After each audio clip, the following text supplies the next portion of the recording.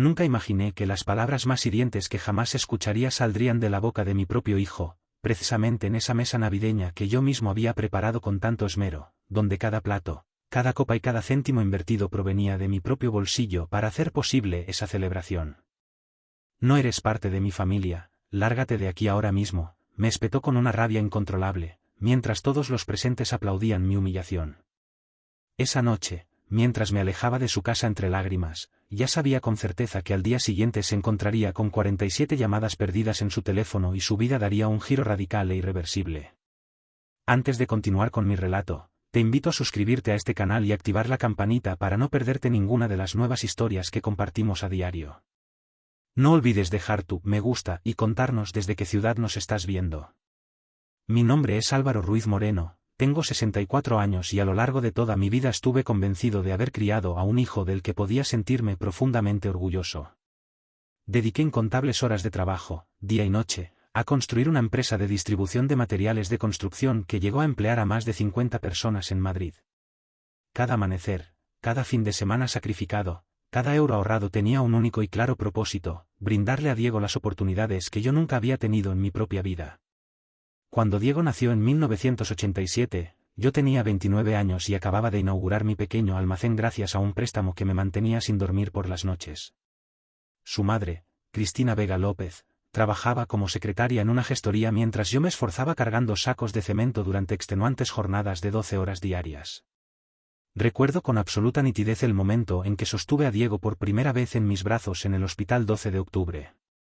Sus pequeñas manos se aferraron con fuerza a mi dedo índice, y en silencio, le prometí que jamás conocería las privaciones y carencias que yo había sufrido durante mi infancia en un pequeño pueblo de Cuenca. Durante 35 años me esforcé por cumplir esa promesa. Cuando Diego cumplió 8 años, ya podíamos permitirnos el lujo de adquirir una casa con jardín en Alcobendas. Al cumplir los 16, le obsequié con su primer coche, un Volkswagen Golf cuyo precio superaba los 20.000 euros. Me hice cargo de sus estudios en la Universidad Complutense, en la carrera de Administración de Empresas que él eligió sin siquiera consultarme, pero que yo financié sin dudar ni un instante, pues confiaba plenamente en su capacidad. El matrimonio con Cristina llegó a su fin en 2012, no por falta de amor, sino debido al estrés constante del trabajo y mis prolongadas ausencias. Diego ya era un adulto, tenía 25 años, y optó por mantenerse neutral ante el divorcio. Respeté su decisión, aunque me dolió profundamente que mi propio hijo no comprendiera que todo lo que hacía era por él y por su bienestar futuro. En 2015, Diego contrajo matrimonio con Patricia Sánchez Jiménez, una mujer de Barcelona a la que había conocido en un curso de marketing digital. Desde el primer momento percibí algo extraño en su mirada, como si estuviera evaluando constantemente mi patrimonio. Sin embargo, Diego parecía feliz, y eso era suficiente para mí. Cubrí todos los gastos de la boda en el Hotel Villamagna, una inversión de más de 40.000 euros que consideré una inversión en su felicidad. Los nietos no tardaron en llegar, Marcos en 2016 y Elena en 2018. Convertirme en abuelo fue la experiencia más maravillosa de mi vida. Cada fin de semana que pasaba con ellos era un auténtico regalo. Les compraba juguetes, los llevaba al Parque del Retiro, les enseñaba a pescar en un pequeño lago cercano a mi casa en Las Rosas, donde me había mudado tras el divorcio. Pero, paulatinamente, algo comenzó a cambiar en Diego después de su matrimonio con Patricia. Las visitas se fueron haciendo más esporádicas, las conversaciones se volvieron más frías y distantes. Cuando intentaba ofrecerle consejos sobre el negocio de consultoría que había emprendido, me respondía con desdén: «Los tiempos han cambiado, papá. Tú no entiendes el mundo digital». Era doloroso, pero lo atribuía a la natural independencia de un hombre adulto que deseaba demostrar su valía sin la sombra paterna. La Navidad de 2022 sería diferente, o al menos eso pensaba yo cuando adquirí los regalos para Marcos y Elena, una bicicleta de montaña de 500 euros para él y una casa de muñecas artesanal de 300 euros para ella. También llevé una botella de vino Ribera del Duero de 1995, una cosecha especial que había estado reservando para una ocasión verdaderamente importante. Llegué a su casa en Majadahonda puntualmente a las 8 de la tarde del 24 de diciembre. La decoración navideña era impresionante, luces LED adornando toda la fachada, Un abeto natural de más de 2 metros de altura en el salón y una mesa impecablemente dispuesta para 12 personas con una vajilla de porcelana que yo mismo les había regalado en su tercer aniversario de boda. Diego abrió la puerta vestido con un jersey rojo navideño que nunca antes había visto. Su saludo fue puramente mecánico: «Hola, papá. Llegas justo a tiempo». No hubo abrazo, ni rastro de la cálida sonrisa que recordaba de años anteriores. Patricia apareció detrás de él luciendo un vestido dorado que debía costar más de 500 euros. Me saludó con 2 besos fríos y se retiró de inmediato a la cocina. Los niños corrieron hacia mí gritando: «La abuelo Álvaro», y por un instante sentí que todo volvía a ser como antes. Marcos me mostró con orgullo sus nuevas zapatillas de fútbol del Real Madrid y Elena me enseñó sus dibujos navideños pegados en la nevera. Eran los únicos en esa casa que parecían genuinamente contentos de verme. La mesa estaba repleta. Estaban Patricia y Diego, por supuesto, los niños, la madre de Patricia, Isabel Jiménez Ruiz, su hermana menor, Andrea Sánchez Jiménez, acompañada de su novio, y 2 parejas de amigos que yo no conocía. Todos parecían formar parte de un círculo íntimo del que yo, evidentemente, estaba excluido. Durante la cena intenté participar en las conversaciones, pero cada vez que abría la boca notaba miradas incómodas y gestos de desaprobación. Cuando mencioné que mi empresa había tenido un buen año y que estaba considerando expandir el negocio a Levante, Diego murmuró algo entre dientes que sonó como «siempre presumiendo». Patricia soltó una risita disimulada y sentí que algo se rompía en mi interior. El momento que lo cambiaría todo llegó cuando, tratando de conectar con mi hijo, le pregunté si recordaba las navidades de su infancia, cuando solíamos armar juntos los juguetes nuevos hasta altas horas de la madrugada. La mesa se quedó en completo silencio. Diego me miró con una frialdad que nunca antes había visto en sus ojos y sentenció: «Papá, esos recuerdos son tuyos, no míos. Yo solo recuerdo a un padre que nunca estaba en casa». Sus palabras me golpearon como un puñetazo en el estómago, pero intenté mantener la compostura. Era la víspera de Navidad, los niños estaban presentes, había invitados. Pensé que tal vez había malinterpretado su tono, que quizás Diego había tenido un día difícil en el trabajo, pero lo que vino después superó cualquier cosa que pudiera haber imaginado. Cuando intenté cambiar de tema preguntando por los planes de los niños para las vacaciones escolares, Diego explotó con una violencia verbal que dejó a todos en estado de shock. «¿Sabes qué, papá? Ya estoy harto de tus preguntas, de tus consejos, de tu presencia constante en nuestras vidas. No eres parte de mi familia, vete de aquí ahora mismo». El silencio que siguió fue ensordecedor. Los niños me miraban con los ojos muy abiertos, sin comprender lo que estaba sucediendo. Yo me quedé paralizado, sintiendo como las lágrimas comenzaban a formarse en mis ojos. Y entonces, lo más increíble de todo, Patricia comenzó a aplaudir lentamente, seguida por su madre, su hermana, y finalmente, por todos los invitados presentes en esa mesa. Me levanté con la poca dignidad que me quedaba. Besé la frente de Marcos y Elena, quienes lloraban desconsoladamente sin entender por qué su abuelo se marchaba. Y salí de esa casa que yo había ayudado a pagar, sintiendo que acababa de perder no solo a mi hijo, sino también una parte fundamental de mi alma. Esa noche lloré desconsoladamente, como no lo hacía desde la muerte de mi padre, pero entre las lágrimas una idea comenzó a tomar forma en mi mente. Diego había cometido el error más grande de su vida y ni siquiera era consciente de ello. Esa madrugada del 25 de diciembre no pude conciliar el sueño. Permanecí sentado en mi sillón de cuero, contemplando el árbol navideño que había decorado con tanto cariño para recibir a mis nietos, a quienes probablemente no volvería a ver en mucho tiempo. Las palabras de Diego resonaban en mi cabeza como martillazos: «No eres parte de mi familia».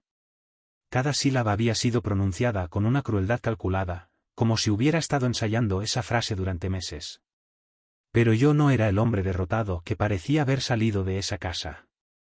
A mis 64 años, después de construir un imperio desde la nada, había aprendido algo fundamental: las personas revelan su verdadera naturaleza cuando creen que pueden hacerlo sin enfrentar consecuencias. Diego acababa de mostrar su verdadero rostro, y esa información valía oro. Mientras preparaba café en la cocina de mi casa en Las Rosas, comencé a analizar la situación con la misma frialdad estratégica que utilizaba para cerrar contratos millonarios. Diego había cometido varios errores graves esa noche. En primer lugar, humillarme frente a testigos, incluyendo a sus propios hijos. En segundo lugar, romper públicamente los lazos familiares que él creía que eran unidireccionales. Y en tercer lugar, y lo más importante, asumir que yo era un anciano indefenso sin recursos ni capacidad de respuesta. Durante las siguientes horas, mientras Madrid despertaba en plena Navidad, permanecí encerrado en mi estudio revisando mentalmente cada detalle de los últimos 5 años. Recordé conversaciones específicas, gestos despectivos que había ignorado, comentarios aparentemente inocentes de Patricia que ahora cobraban un nuevo significado. Diego y su esposa habían estado construyendo una narrativa en la que yo era el padre tóxico, controlador, que no sabía cuándo retirarse de la vida de su hijo adulto. La ironía era exquisita. Ellos habían creado la justificación perfecta para todo lo que yo estaba a punto de hacer. Abrí mi ordenador portátil y accedí a mis cuentas bancarias online. Como empresario exitoso, siempre había mantenido un control meticuloso de mis finanzas. Pero lo que vi esa mañana confirmó algo que había estado sospechando durante meses: había transferencias automáticas mensuales hacia cuentas que Diego manejaba, préstamos que yo había avalado y que él había solicitado sin consultarme, y una serie de gastos que se cargaban directamente a mis tarjetas de crédito empresariales. El primer descubrimiento fue devastador: 200.000 euros en un préstamo hipotecario adicional sobre la casa de Majadahonda que yo había avalado el año anterior. Diego me había dicho que era para reformas, pero ahora me daba cuenta de que Patricia había redecorado completamente la casa con muebles de diseño. La mesa donde había cenado la noche anterior costaba más que el salario anual de muchos de mis empleados. El segundo hallazgo fue aún peor: 100.000 euros adicionales en préstamos personales que yo garantizaba y que Diego había utilizado para financiar su empresa de consultoría. Según los documentos bancarios, su negocio no generaba los ingresos que él presumía en las redes sociales. De hecho, estaba perdiendo dinero constantemente desde hacía 2 años.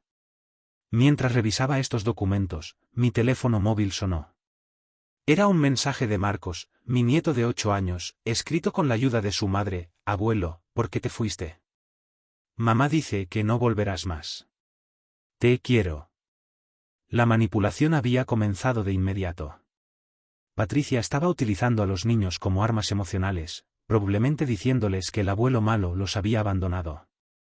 Respondí con cautela: Marcos, el abuelo te quiere mucho. A veces los adultos tienen problemas que los niños no entienden, pero eso no cambia cuánto los amo a ti y a Elena. No iba a entrar en el juego sucio de Patricia, pero tampoco iba a permitir que mis nietos crecieran creyendo que su abuelo los había olvidado. El mensaje siguiente llegó 1 hora después, esta vez de Diego: papá, creo que anoche las cosas se salieron de control. Patricia está muy molesta y dice que estuvo mal que te fueras así abandonando a los niños en Navidad. Podríamos hablar después de Año Nuevo, cuando los ánimos se calmen. La manipulación era magistral. Ahora yo era el culpable de arruinar la Navidad de los niños, el que había abandonado la mesa familiar, el que había reaccionado de forma exagerada. Diego estaba reescribiendo la historia apenas 12 horas después de los hechos. No respondí de inmediato. En cambio, seguí investigando. Descubrí que Diego había puesto mi nombre como referencia financiera en múltiples solicitudes de crédito durante los últimos 3 años. Algunas las conocía, otras no, pero todas tenían algo en común: me convertían en responsable de las deudas de mi hijo sin que él asumiera verdaderas consecuencias por sus malas decisiones financieras. La empresa de consultoría de Diego, Innovación Digital Madrid S.L., tenía un déficit acumulado de más de 50.000 euros según los registros mercantiles y había recibido subvenciones gubernamentales para jóvenes empresarios que habían sido mal utilizadas. El local comercial que alquilaba en el centro de Madrid costaba 3.000 euros mensuales, una cifra absolutamente desproporcionada para los ingresos reales del negocio. Patricia, por su parte, había registrado una empresa de diseño de interiores que nunca había facturado ni un solo euro, pero que le servía para justificar gastos personales como deducciones empresariales. El BMW que conducía estaba a nombre de esta empresa fantasma y yo, indirectamente, lo financiaba a través de los avales que había firmado para Diego. Pero el descubrimiento más revelador llegó cuando revisé las redes sociales de Patricia. Sus publicaciones de Instagram mostraban un estilo de vida completamente financiado por dinero que no era suyo: restaurantes caros, hoteles de lujo, ropa de marca, viajes a París y Londres que costaban más que el sueldo medio español. Y en cada publicación ni una sola mención de agradecimiento hacia el hombre que hacía posible esa vida de fantasía. Era una estafadora emocional y financiera perfecta que había convertido a mi hijo en su cómplice inconsciente. A las 4 de la tarde del 25 de diciembre, mientras las familias españolas disfrutaban de sus comidas navideñas, yo tenía completamente clara la situación. Diego no era solo un hijo desagradecido, era un hombre adulto que había construido su vida sobre mentiras, manipulación y dinero ajeno. Patricia no era solo una nuera difícil, era una manipuladora que había identificado perfectamente las debilidades de mi hijo y las había explotado para construir su propio imperio de lujos. Y yo no era la víctima indefensa que había salido llorando de esa casa. Era Álvaro Ruiz Moreno, un hombre que había convertido un pequeño almacén en una empresa de millones de euros que había sobrevivido a crisis económicas, divorcios y competencia despiadada. Era alguien que sabía exactamente cómo desmontar lo que otros habían construido sobre cimientos falsos. Esa tarde tomé la decisión más difícil y más necesaria de mi vida como padre. Diego iba a aprender el valor real de la familia, aunque le costara todo lo que creía poseer. Porque, a veces, la única forma de salvar a un hijo de su propia destrucción es permitir que toque fondo de la manera más espectacular posible. La lección que estaba a punto de enseñarle sería dolorosa, pero absolutamente inolvidable. El 26 de diciembre amaneció gris y frío en Madrid, pero yo me sentía más lúcido que nunca. Había pasado la noche organizando documentos, imprimiendo contratos y preparando una carpeta que cambiaría radicalmente el futuro de mi hijo. No era venganza lo que sentía, era la determinación férrea de un padre que finalmente había entendido que la compasión mal dirigida puede convertirse en la peor forma de crueldad. Mi primera llamada fue a Javier Martín Herrera, mi abogado de confianza desde hacía 15 años. Javier había gestionado la compra de mi empresa, mi divorcio y todos los contratos importantes de mi vida. Era un hombre discreto, inteligente y completamente leal a sus clientes. Álvaro, feliz Navidad. ¿Cómo van las celebraciones familiares?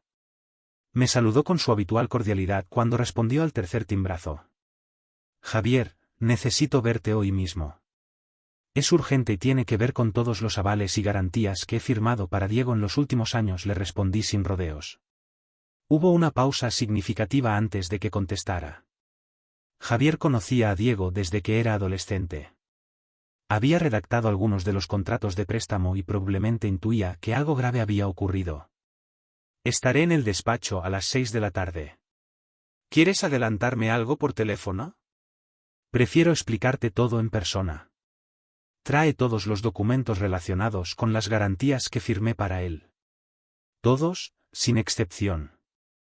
Después de colgar, dediqué las siguientes horas a preparar una cronología detallada de los últimos 5 años, cada préstamo, cada aval, cada transferencia. Pero también documenté algo más sutil y devastador, la transformación gradual de Diego, desde un joven ambicioso hasta convertirse en un manipulador financiero. Revisando mis agendas personales, encontré anotaciones que había hecho sin darles importancia en su momento.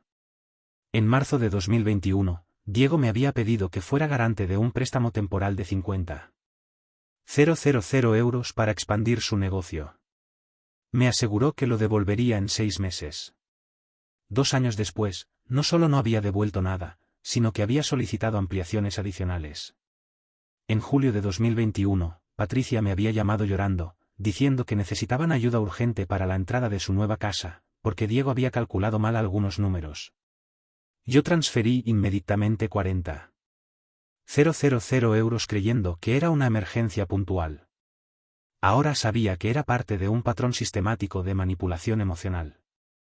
Cada situación había sido presentada como una crisis temporal, una mala racha, un problema que se resolvería rápidamente con mi ayuda, pero la realidad era muy diferente. Diego había construido un estilo de vida completamente dependiente de mi dinero y Patricia había sido la arquitecta intelectual de este esquema. A las 3 de la tarde recibí una llamada inesperada de Andrea Sánchez Jiménez, la hermana menor de Patricia.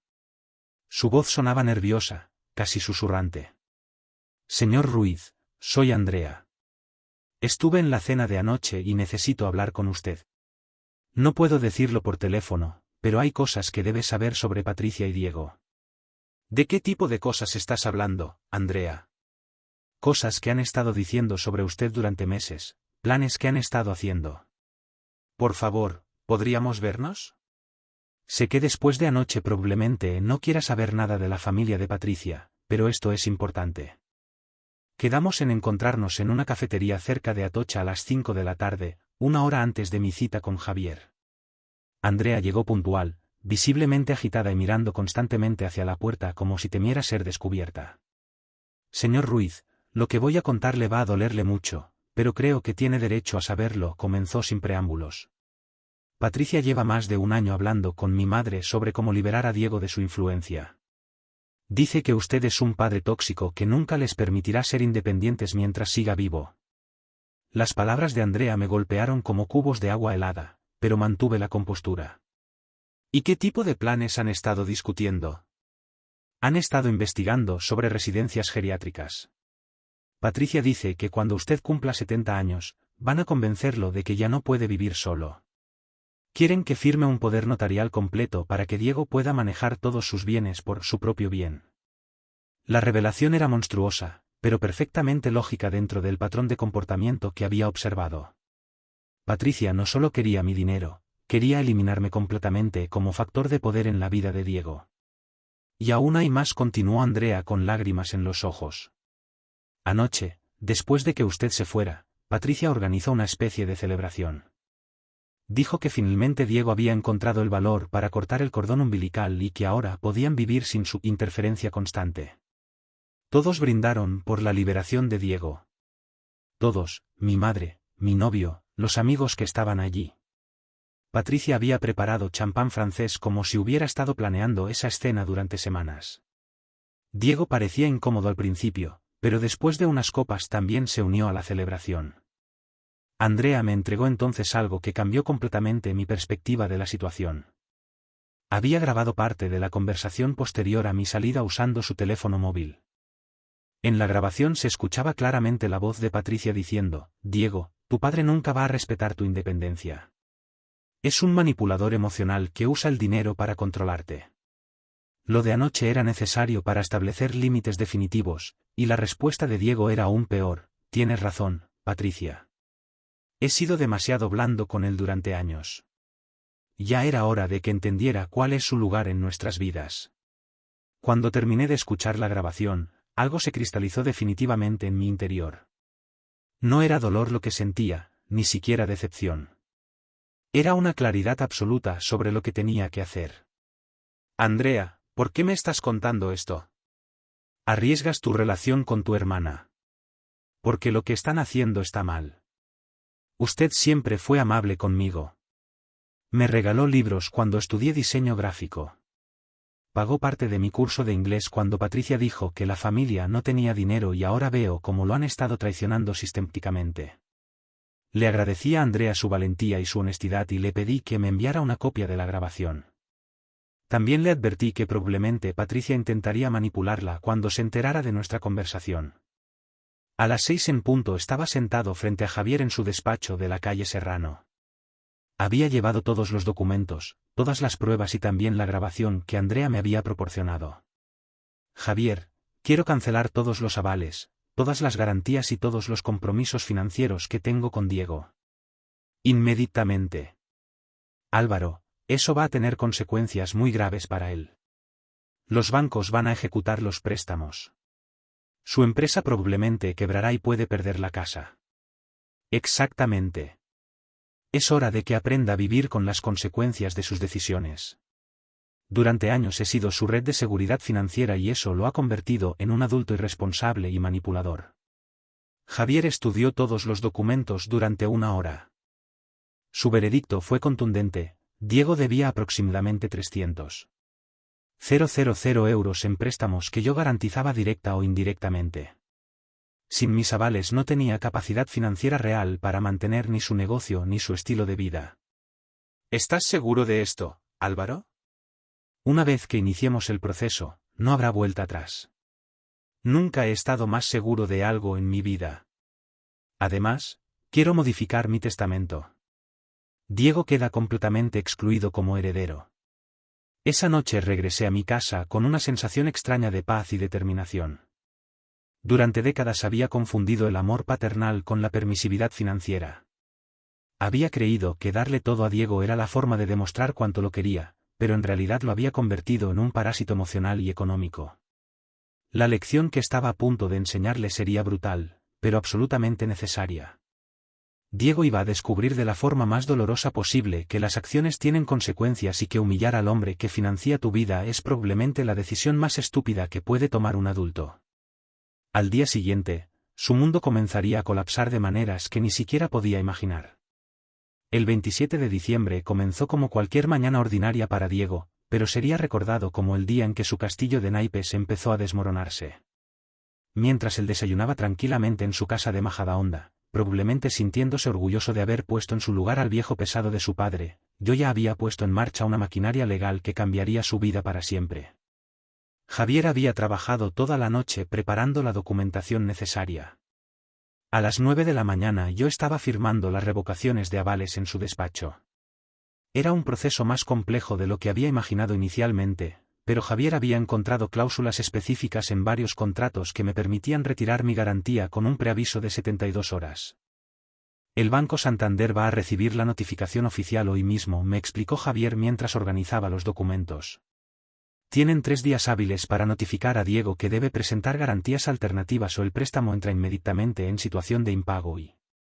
Aquí está la traducción y reelaboración del texto original al español, expandido y enriquecido de acuerdo a las instrucciones. El préstamo hipotecario de la casa. La situación se volvía intrincada al estar inexorablemente atada a la hipoteca principal, sin embargo, en un exhaustivo rastreo entre los documentos, hallé una cláusula dorada, rubricada por ti en aquel ya lejano 2021, que te facultaba para retirar esa garantía suplementaria en caso de que se produjeran alteraciones sustanciales en el tejido mismo de la relación familiar. Y, reflexionándolo con detenimiento, llegué a la conclusión de que aquel desastre de la Navidad encajaba a la perfección con la descripción. La ironía, por supuesto, era simplemente magistral, digna del mejor de los dramaturgos. Diego, con sus propias manos, había pulverizado nuestra relación familiar a los ojos de todo el mundo, y esa misma destrucción, paradójicamente, me proporcionaba la base legal, el asidero jurídico, para desmantelar el entramado de soporte financiero que hacía posible, que sostenía, su fastuoso estilo de vida. Mientras Javier, con precisión quirúrgica, despachaba por medio de burofax certificado los primeros documentos, yo, por mi parte, me dirigía con paso firme a mi banco, decidido a clausurar de manera irrevocable las cuentas conjuntas que había mantenido abiertas con Diego durante los últimos 5 años.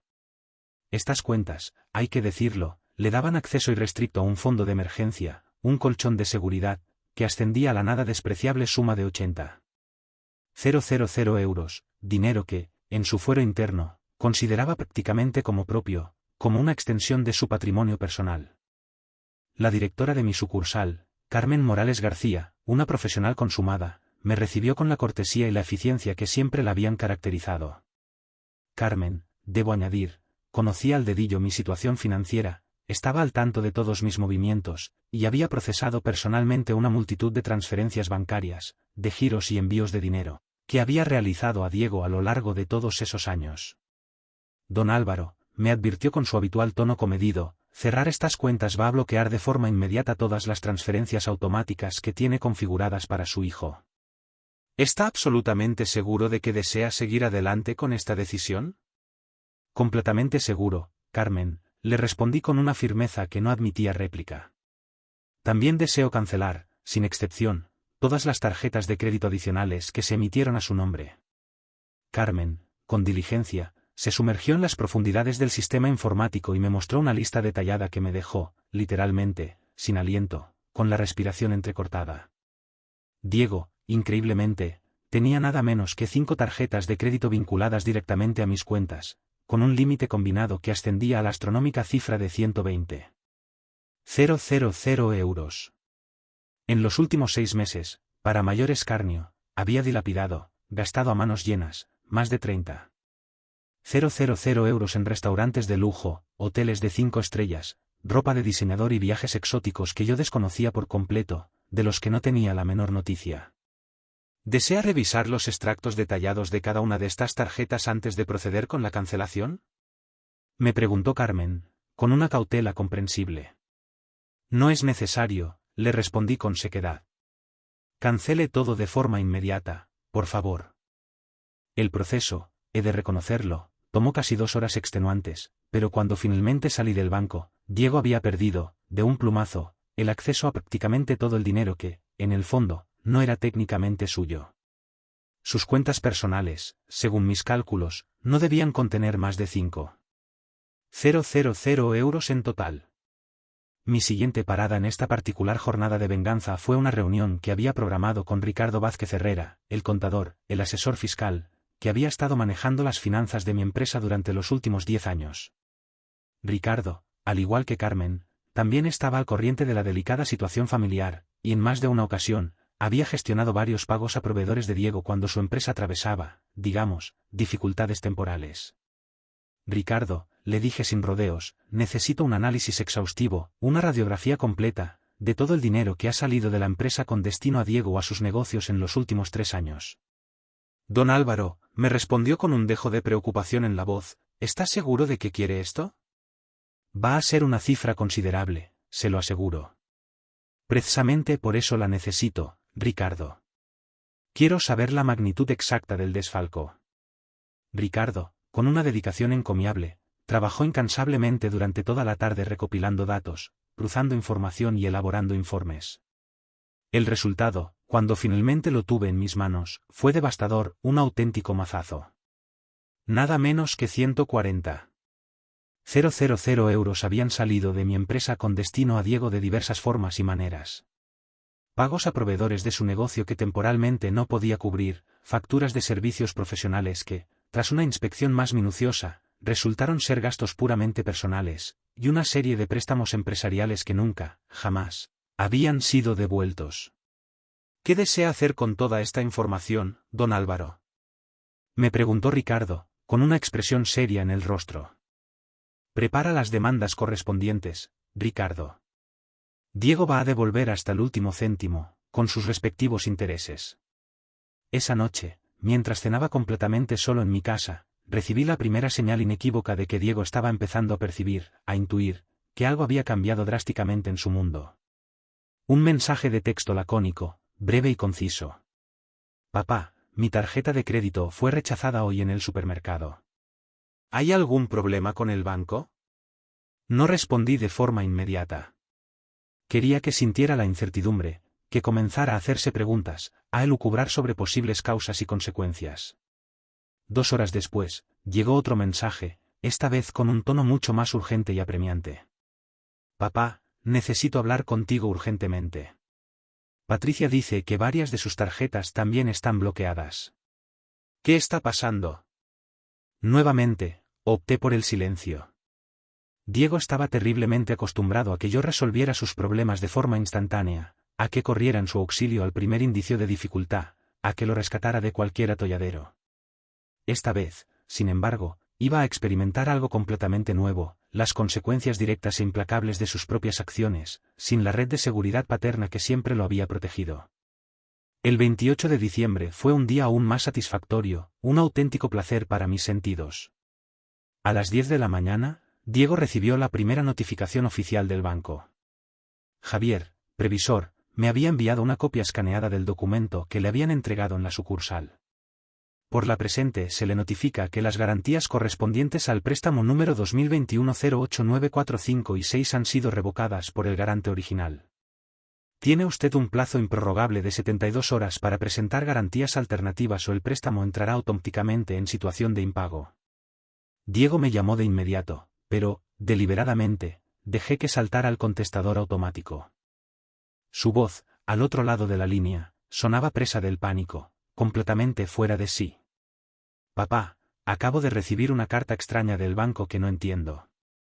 Dice algo sobre garantías revocadas. Creo que debe haber un error. Por favor, llámame en cuanto escuches este mensaje, es urgente. 1 hora después, otra llamada desesperada. Papá, he estado en el banco y me dicen que tú has cancelado personalmente mis avales. Eso tiene que ser un malentendido, una confusión. Patricia está histérica, fuera de control. Los niños me preguntan por qué estamos tan nerviosos. Por favor, llámame, necesito que me expliques qué está pasando. A las 3 de la tarde, el tono de sus mensajes había cambiado por completo, había adoptado un cariz mucho más grave. Papá, no sé qué está pasando exactamente, pero necesito que hablemos urgentemente. El banco me ha dado un ultimátum, un plazo final. Si no resuelvo esto en los próximos 2 días, van a ejecutar el préstamo, me lo han dicho claramente. Mi empresa va a quebrar, papá, se lo aseguro. Por favor, no me hagas esto, te lo suplico. Finalmente, a las 8 de la noche, recibí la llamada que había estado guardando con una mezcla de anticipación y satisfacción. Diego estaba llorando a lágrima viva, algo que no había escuchado desde que era un niño pequeño, vulnerable e indefenso. Papá, por favor, atiende el teléfono. Sé que estás ahí, sé que me estás escuchando. Lo de la Navidad fue horrible, lo reconozco, pero no podemos resolver esto destruyendo mi vida, papá, te lo ruego. Patricia dice que va a llevarse a los niños a casa de sus padres si no soluciono esto de inmediato, que no puede seguir viviendo así. Por favor, papá, soy tu hijo, no me abandones. Esa noche, finalmente, decidí responder, pero no de la forma en que él esperaba. Le envié un mensaje de texto simple, directo y contundente. Diego, durante 35 años he sido tu padre incondicional, he estado a tu lado en todo momento. En la cena de Navidad me dijiste, sin ningún reparo, que ya no formaba parte de tu familia, que era un extraño. Ahora vas a aprender, en carne propia, lo que significa vivir sin una familia de verdad, sin el apoyo incondicional de un padre. Su respuesta llegó de forma casi instantánea, desesperada y patética. Papá, estaba borracho, completamente fuera de mí. Dije cosas horribles que no sentía en realidad. Patricia me presionó mucho, me metió ideas en la cabeza. Por favor, podemos arreglar esto, te lo juro. No hay nada que arreglar, Diego. Las palabras tienen consecuencias, pesan como piedras. Las acciones tienen consecuencias, a veces irreversibles. Es hora de que aprendas ambas lecciones de una vez por todas. Durante los días siguientes, los mensajes se volvieron cada vez más desesperados, más lastimeros y desgarradores. Patricia, al parecer, había comenzado a comprender la verdadera magnitud del desastre financiero que se cernía sobre sus cabezas. Su flamante BMW fue embargado de forma fulminante cuando se descubrió que los pagos se realizaban automáticamente desde una de mis cuentas canceladas. El local comercial de Diego entró en un proceso acelerado de desahucio, de desalojo forzoso, al no poder hacer frente al pago del alquiler de enero. Pero lo más doloroso para Diego, sin duda alguna, fue darse cuenta de que Patricia no era la compañera leal e incondicional que él ingenuamente había creído.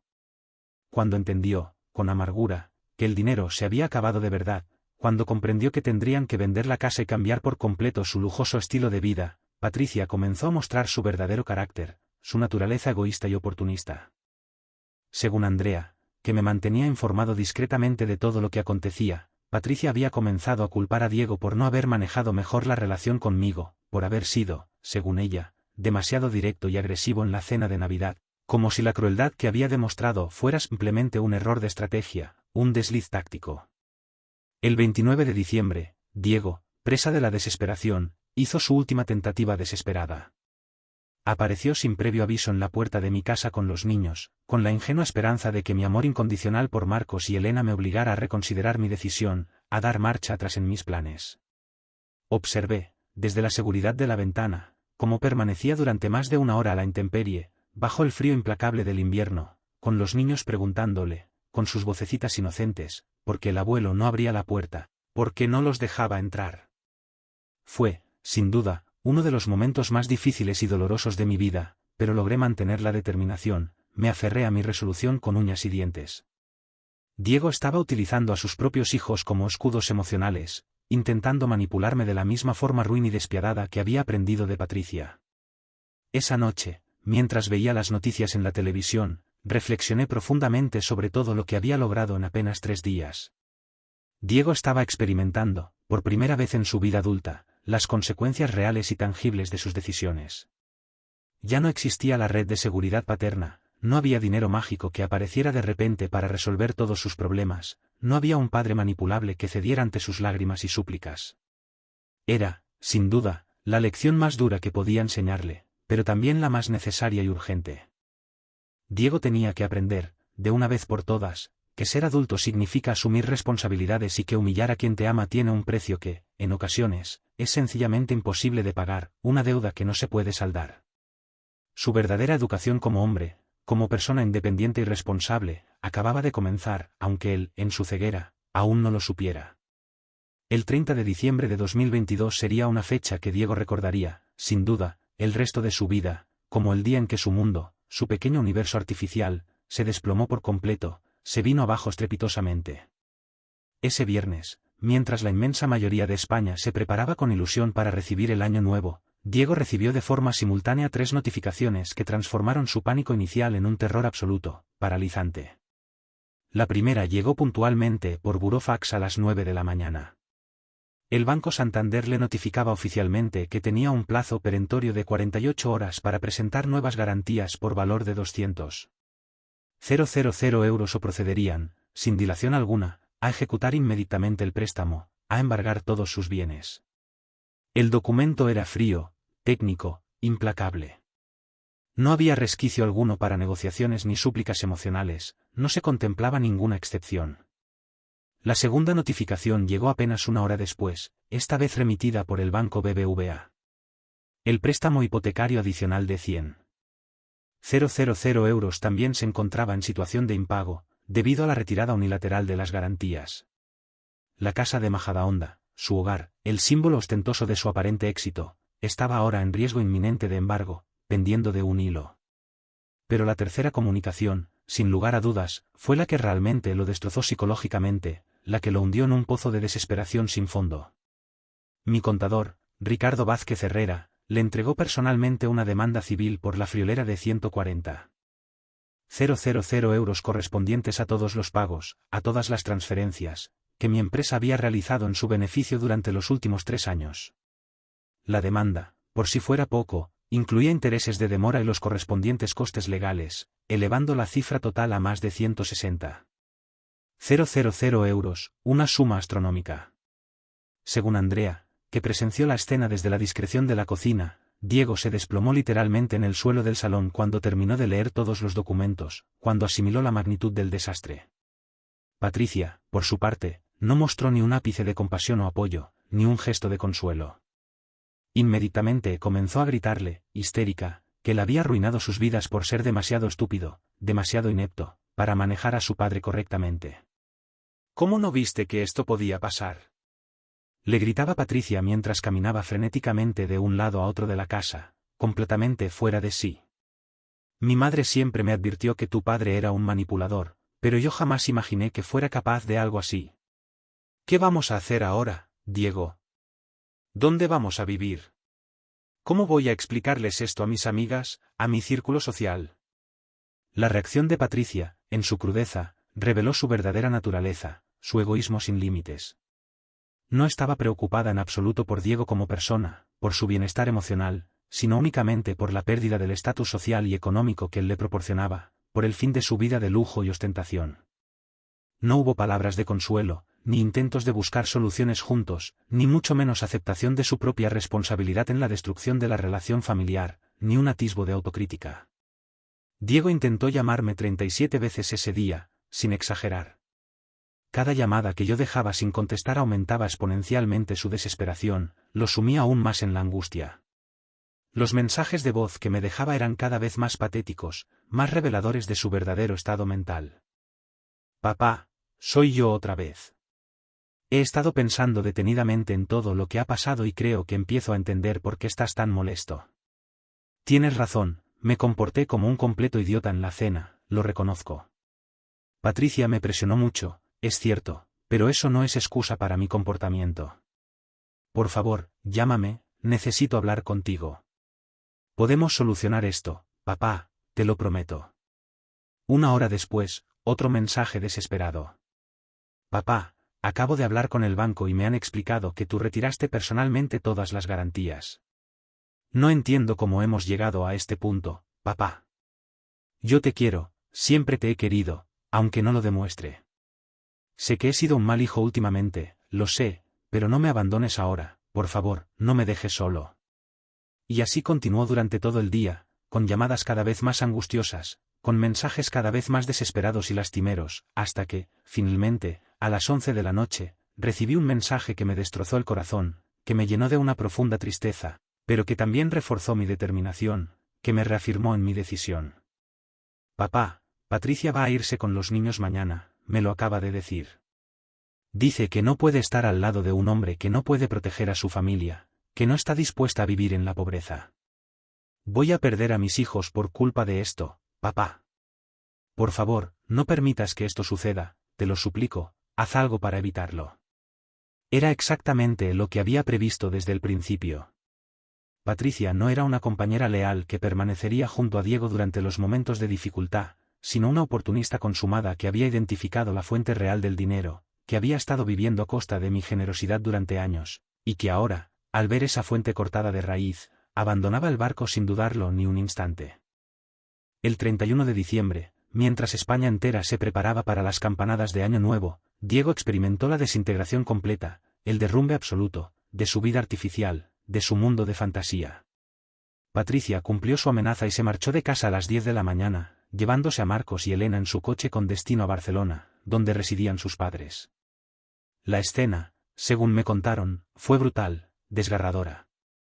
Los niños lloraban desconsoladamente, sin entender por qué tenían que irse, porque su papá no venía con ellos, porque el abuelo Álvaro ya no los visitaba. Diego intentó detenerlos, desesperado, prometiendo que lo solucionaría todo, que encontraría una manera de arreglar la situación financiera, que haría lo imposible para recuperarlos, pero Patricia fue implacable, fría como el hielo. Diego, esto se terminó, se acabó para siempre. No voy a criar a mis hijos en la pobreza, no estoy dispuesta a sacrificar su futuro porque tú fuiste demasiado orgulloso, demasiado estúpido, para mantener una buena relación con tu padre, para valorar lo que tenías. Mi padre siempre me advirtió sobre los hombres que no saben apreciar a su familia y ahora veo que tenía toda la razón. Según Andrea, que había intentado interceder por Diego, Patricia había estado planeando esta huida desde el mismo día de Navidad. Había estado empaquetando discretamente sus pertenencias durante días, transfiriendo dinero de las cuentas conjuntas a cuentas personales secretas y preparando una narrativa victimista donde ella era la madre soltera abandonada por un marido irresponsable y despilfarrador, mientras que la realidad era que había huido en el momento exacto en que Diego más necesitaba su apoyo emocional, su comprensión y su cariño. Esa noche, Diego se quedó completamente solo en una casa que ya no podía permitirse, rodeado de muebles caros que pronto serían embargados, sin acceso al dinero que había dado por sentado durante años, sin la compañía de su familia. Por primera vez en su vida adulta, no tenía a nadie a quien recurrir para resolver sus problemas, no contaba con el respaldo de nadie. Intentó llamar a su madre, Cristina, pero ella también había tomado mi partido después de que le explicara detalladamente la situación, después de que le contara todo lo que había sucedido. Diego le dijo, según me contó ella después, que tu padre lo ha sacrificado todo por ti durante décadas, se ha desvivido por ti. Si lo has perdido por tu propio orgullo y estupidez, vas a tener que encontrar la forma de recuperarlo tú solo, sin mi ayuda. Sus amigos, que durante años habían disfrutado de cenas caras y viajes exóticos pagados indirectamente con mi dinero, también comenzaron a distanciarse de él, a evitarlo, cuando se corrió la voz de que Diego estaba en bancarrota, que su imperio se había derrumbado. Las amistades basadas en el dinero y el estatus social desaparecieron tan rápidamente como habían llegado, como un espejismo en el desierto. El 1 de enero de 2023, Diego se despertó en una casa vacía, sin familia, sin dinero, sin negocio y sin futuro. Era un hombre arruinado en todos los sentidos de la palabra. Ese mismo día recibió la notificación final del juzgado. Tenía un plazo improrrogable de 10 días para abandonar voluntariamente la casa antes de que procedieran al desahucio forzoso, al desalojo por la fuerza. Fue entonces, presa de la desesperación, cuando tomó la decisión más humillante de su vida adulta. Vino a mi casa sin avisar, no para exigir o manipular, sino para suplicar clemencia de rodillas en la puerta de entrada, con la voz entrecortada por el llanto. Lo vi todo desde la ventana, desde la seguridad de mi hogar. Un hombre de 35 años, vestido con la misma ropa de hacía 3 días, con unas ojeras profundas que le marcaban el rostro, con las manos temblorosas por el frío y la angustia.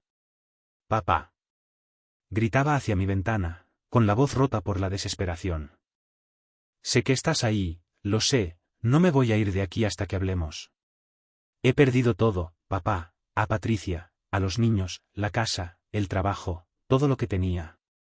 Entiendo que tengo que pagar por lo que hice, lo asumo, pero por favor, dame una oportunidad de demostrarte que puedo cambiar, que puedo ser mejor persona, te lo suplico». Permaneció allí durante 4 horas bajo la lluvia fría de enero, repitiendo disculpas que sonaban cada vez más desesperadas, más patéticas. Los vecinos comenzaron a asomarse a las ventanas, algunos con curiosidad malsana, otros con genuina lástima. Era un espectáculo lamentable, humillante, pero necesario. Finalmente, cuando ya oscurecía, cuando la noche había caído sobre la ciudad, le envié un mensaje de texto breve y conciso. Diego, las disculpas son solo palabras, los cambios son acciones concretas, hechos demostrables. Cuando estés preparado para demostrar con hechos que has entendido la lección, que has aprendido de tus errores, podremos hablar, si así lo deseas. Mientras tanto, aprende a vivir con las consecuencias de tus decisiones, asume tu responsabilidad. Esa noche, mientras cenaba solo, pero en paz, en la tranquilidad de mi hogar, reflexioné sobre todo lo que había logrado en apenas una semana, sobre el alcance de mis acciones. Diego había perdido todo lo que daba por sentado, todo aquello que consideraba suyo por derecho de nacimiento. El dinero fácil, la esposa que lo explotaba sin escrúpulos, el estatus social falso, la seguridad de tener un padre que siempre resolvía todos sus problemas, que lo sacaba de cualquier apuro.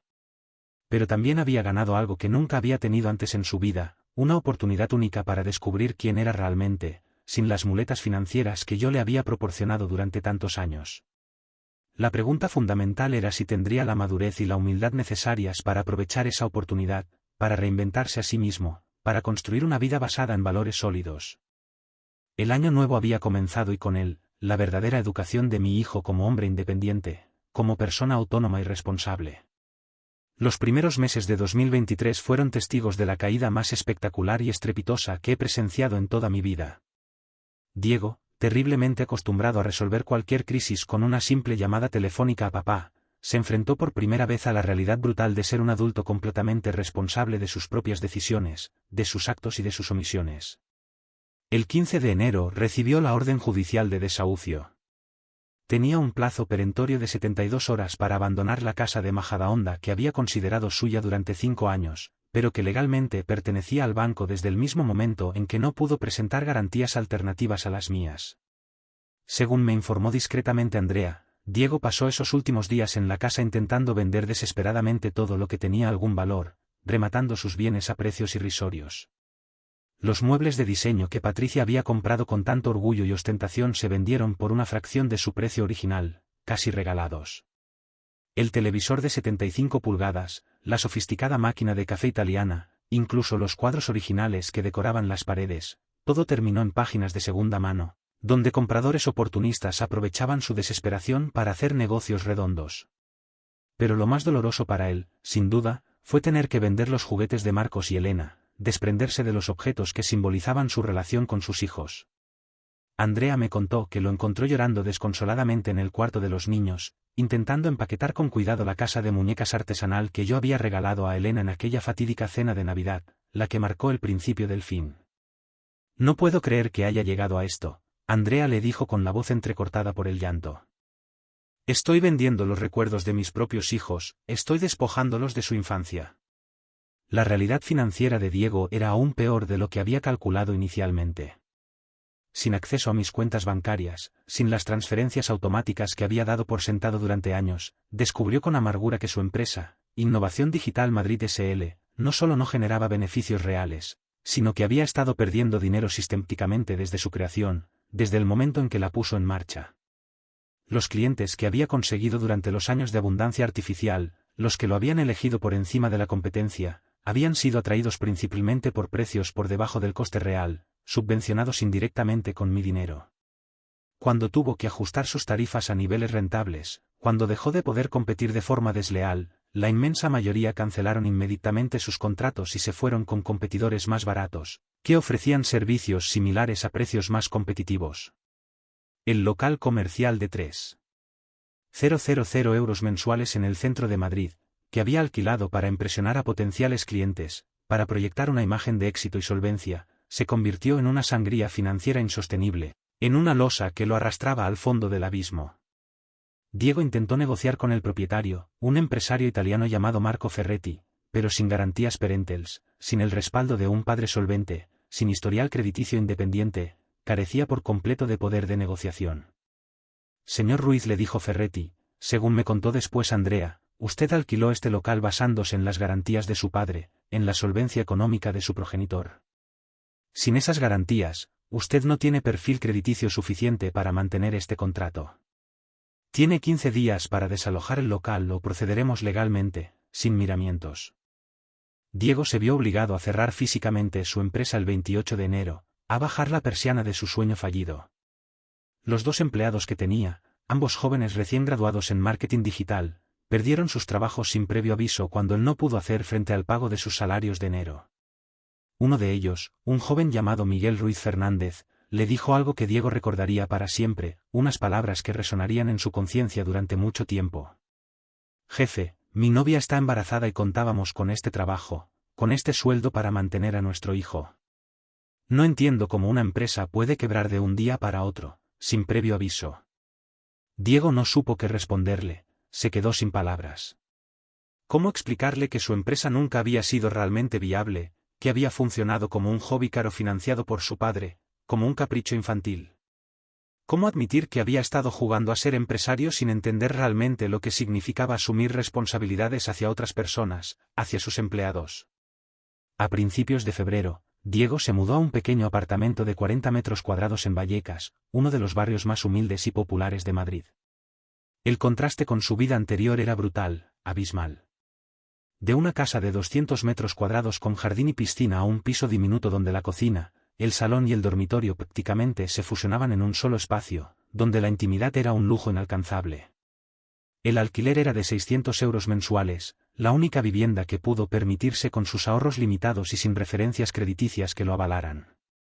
El propietario, un jubilado llamado Francisco Martín López, aceptó alquilárselo solo porque Diego pagó 6 meses por adelantado, vaciando completamente sus últimas reservas económicas, agotando sus ahorros. Pero lo más devastador para Diego, lo que más lo atormentaba, no era la pérdida material, la falta de comodidades, sino el silencio absoluto de Patricia, su indiferencia total.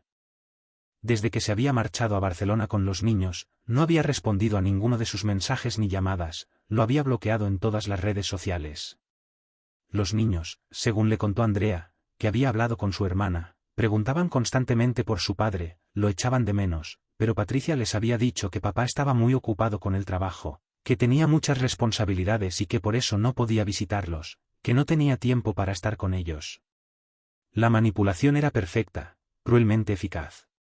Patricia estaba reescribiendo la historia para convertirse en la madre soltera abandonada por un marido irresponsable, en la víctima de un hombre egoísta, mientras que la realidad era que había huido en el momento exacto en que Diego más necesitaba su apoyo emocional, su comprensión y su compañía.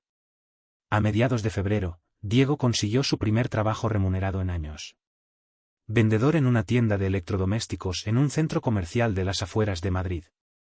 El salario era de 100 euros mensuales más comisiones, menos de lo que gastaba anteriormente en una sola cena con Patricia, una miseria comparado con su antiguo nivel de vida.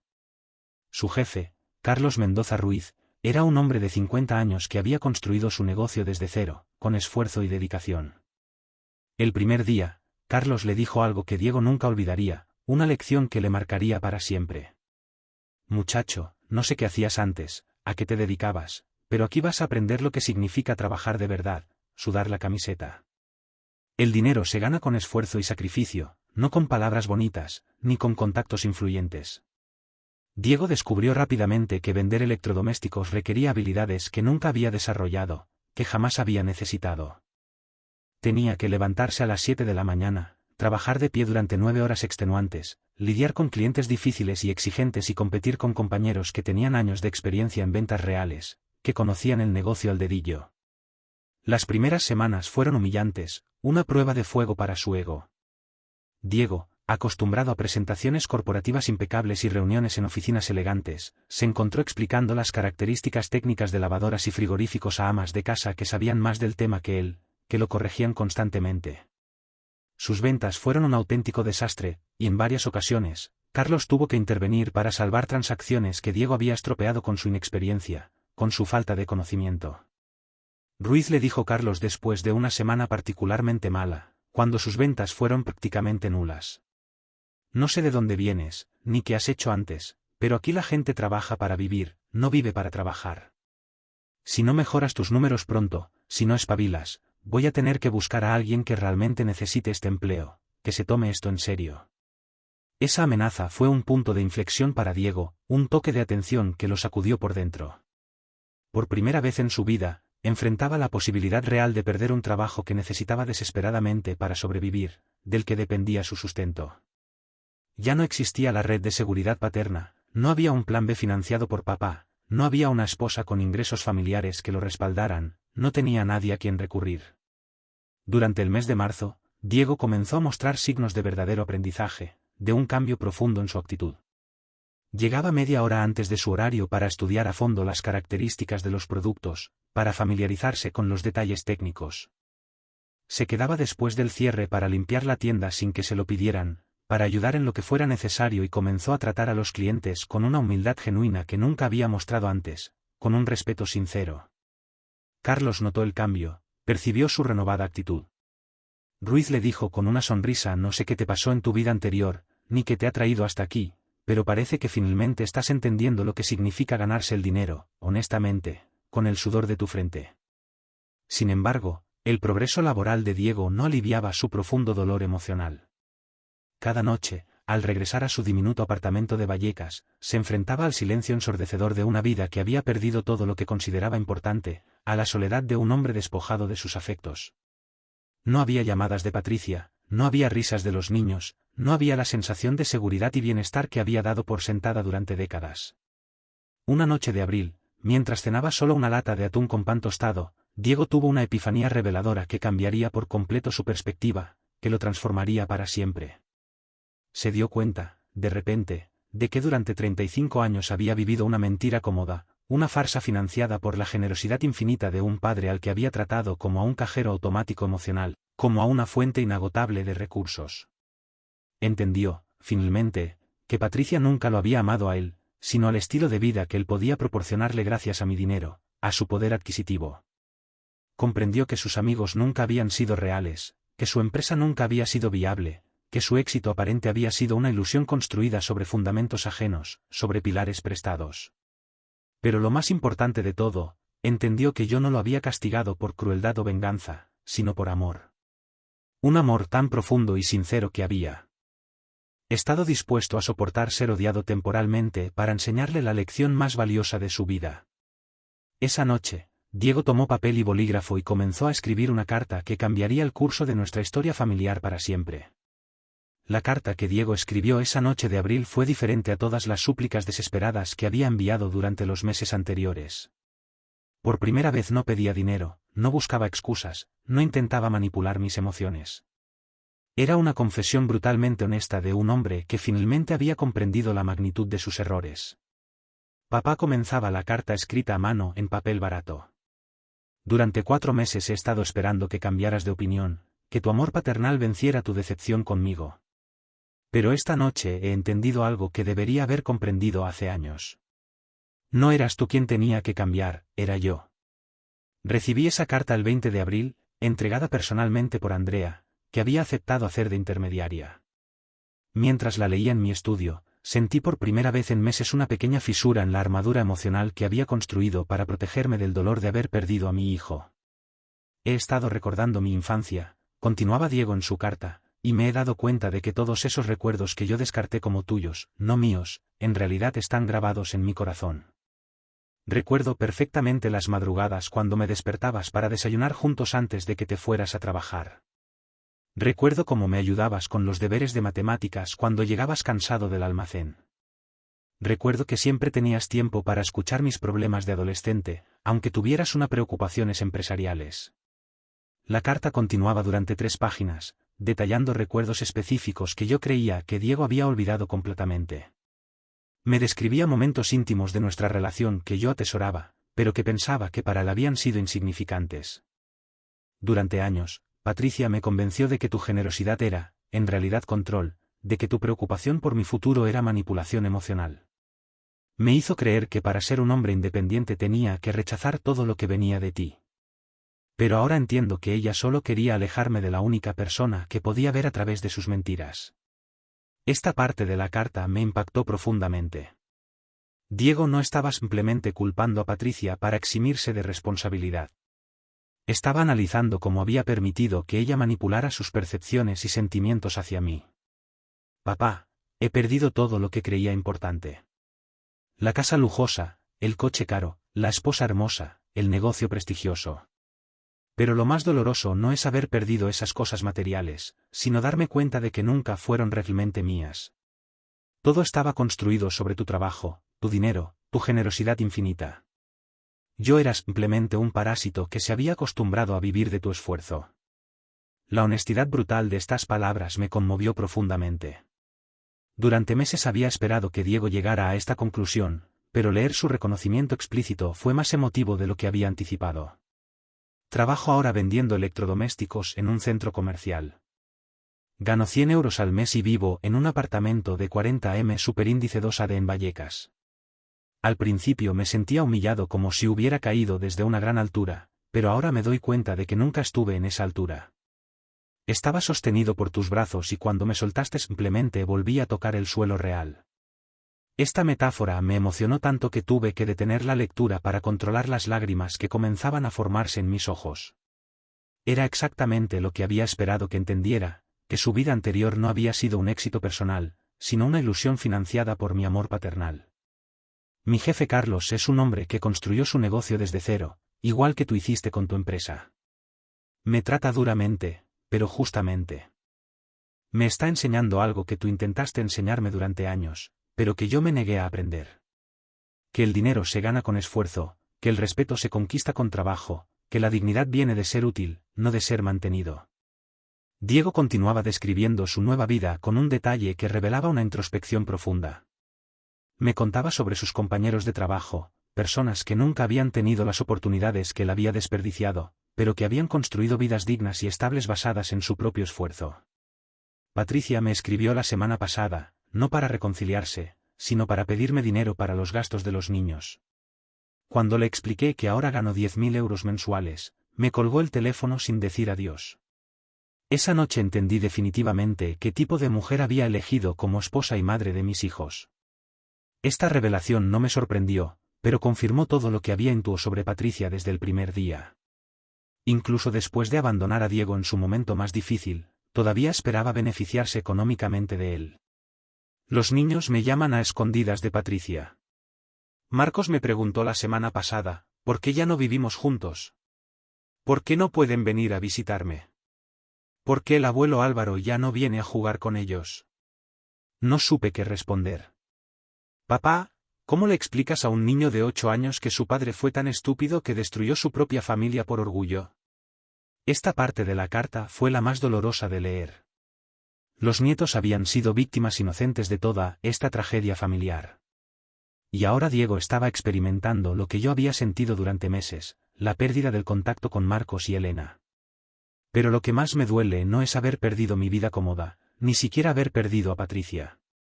Lo que más me duele es saber que te herí profundamente, que traicioné el amor más puro y desinteresado que he recibido en mi vida. Te herí públicamente, te humillé delante de personas que ni siquiera me importaban realmente y lo hice por cobardía. Diego terminaba la carta con una declaración que cambió completamente mi perspectiva sobre él. No te escribo para pedirte perdón, papá, porque entiendo que hay cosas que no se pueden perdonar con palabras.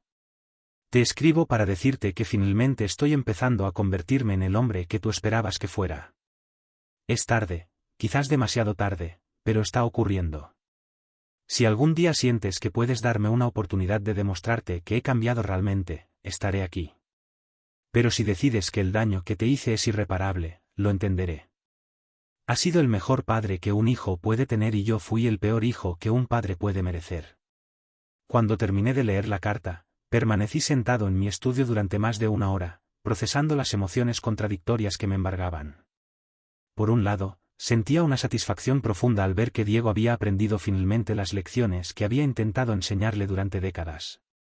Por otro lado, experimentaba un dolor renovado al comprender completamente el sufrimiento que había causado mi decisión, no solo a Diego, sino también a mis nietos inocentes. La carta demostraba que mi estrategia había funcionado. Diego había tocado fondo, había perdido todas las muletas artificiales que lo mantenían en una vida irreal y había comenzado a construir una identidad basada en su propio esfuerzo y mérito. Pero el costo emocional había sido devastador para toda la familia. Esa noche tomé una decisión que sorprendería a Diego cuando menos lo esperara. No iba a responder inmediatamente a su carta, pero tampoco iba a ignorarla. En su lugar, iba a implementar la fase final de su educación como hombre. Iba a ponerlo a prueba de maneras que él no podía anticipar. Porque perdonar es fácil, pero confiar de nuevo requiere evidencia sólida de un cambio genuino y permanente. Durante las siguientes semanas, después de recibir la carta de Diego, implementé una estrategia que él no podía sospechar. Sin revelar mi identidad, comencé a investigar discretamente su nueva vida, no para controlarlo, sino para verificar si las palabras escritas en esa carta correspondían realmente con sus acciones cotidianas. Mi primer movimiento fue contactar con Carlos Mendoza Ruiz, el propietario de la tienda de electrodomésticos donde Diego trabajaba. Me presenté como un potencial inversor interesado en expandir negocios de electrodomésticos en Madrid y solicité una reunión para conocer el funcionamiento de su empresa. Carlos resultó ser exactamente el tipo de hombre que había imaginado. Trabajador, honesto, directo. Durante nuestra conversación en su oficina modesta detrás de la tienda, le pregunté casualmente sobre sus empleados. Tengo 5 vendedores, me explicó Carlos mientras revisaba sus registros de ventas. La mayoría llevan años conmigo, conocen el negocio, pero tengo uno nuevo, Diego Ruiz, que llegó en febrero. Al principio pensé que no duraría ni un mes. ¿Por qué?, le pregunté manteniendo un tono profesional. Venía de un mundo completamente diferente. Se notaba que nunca había trabajado realmente con sus manos, que no entendía lo que significa ganarse cada euro. Pero algo cambió en él durante marzo. Ahora es uno de mis mejores vendedores. Carlos me mostró las estadísticas de ventas de los últimos 10 meses. Diego había comenzado con números pésimos en febrero, pero había mejorado consistentemente cada semana. En abril había superado las metas mensuales por primera vez y en mayo estaba entre los 3 mejores vendedores de la tienda. ¿Qué opina de él como persona?, insistí. Mire, señor López, respondió Carlos usando el apellido falso que yo había dado. En este negocio he visto de todo. Jóvenes que llegan pensando que vender es fácil, veteranos que se acomodan, gente que miente sobre su experiencia.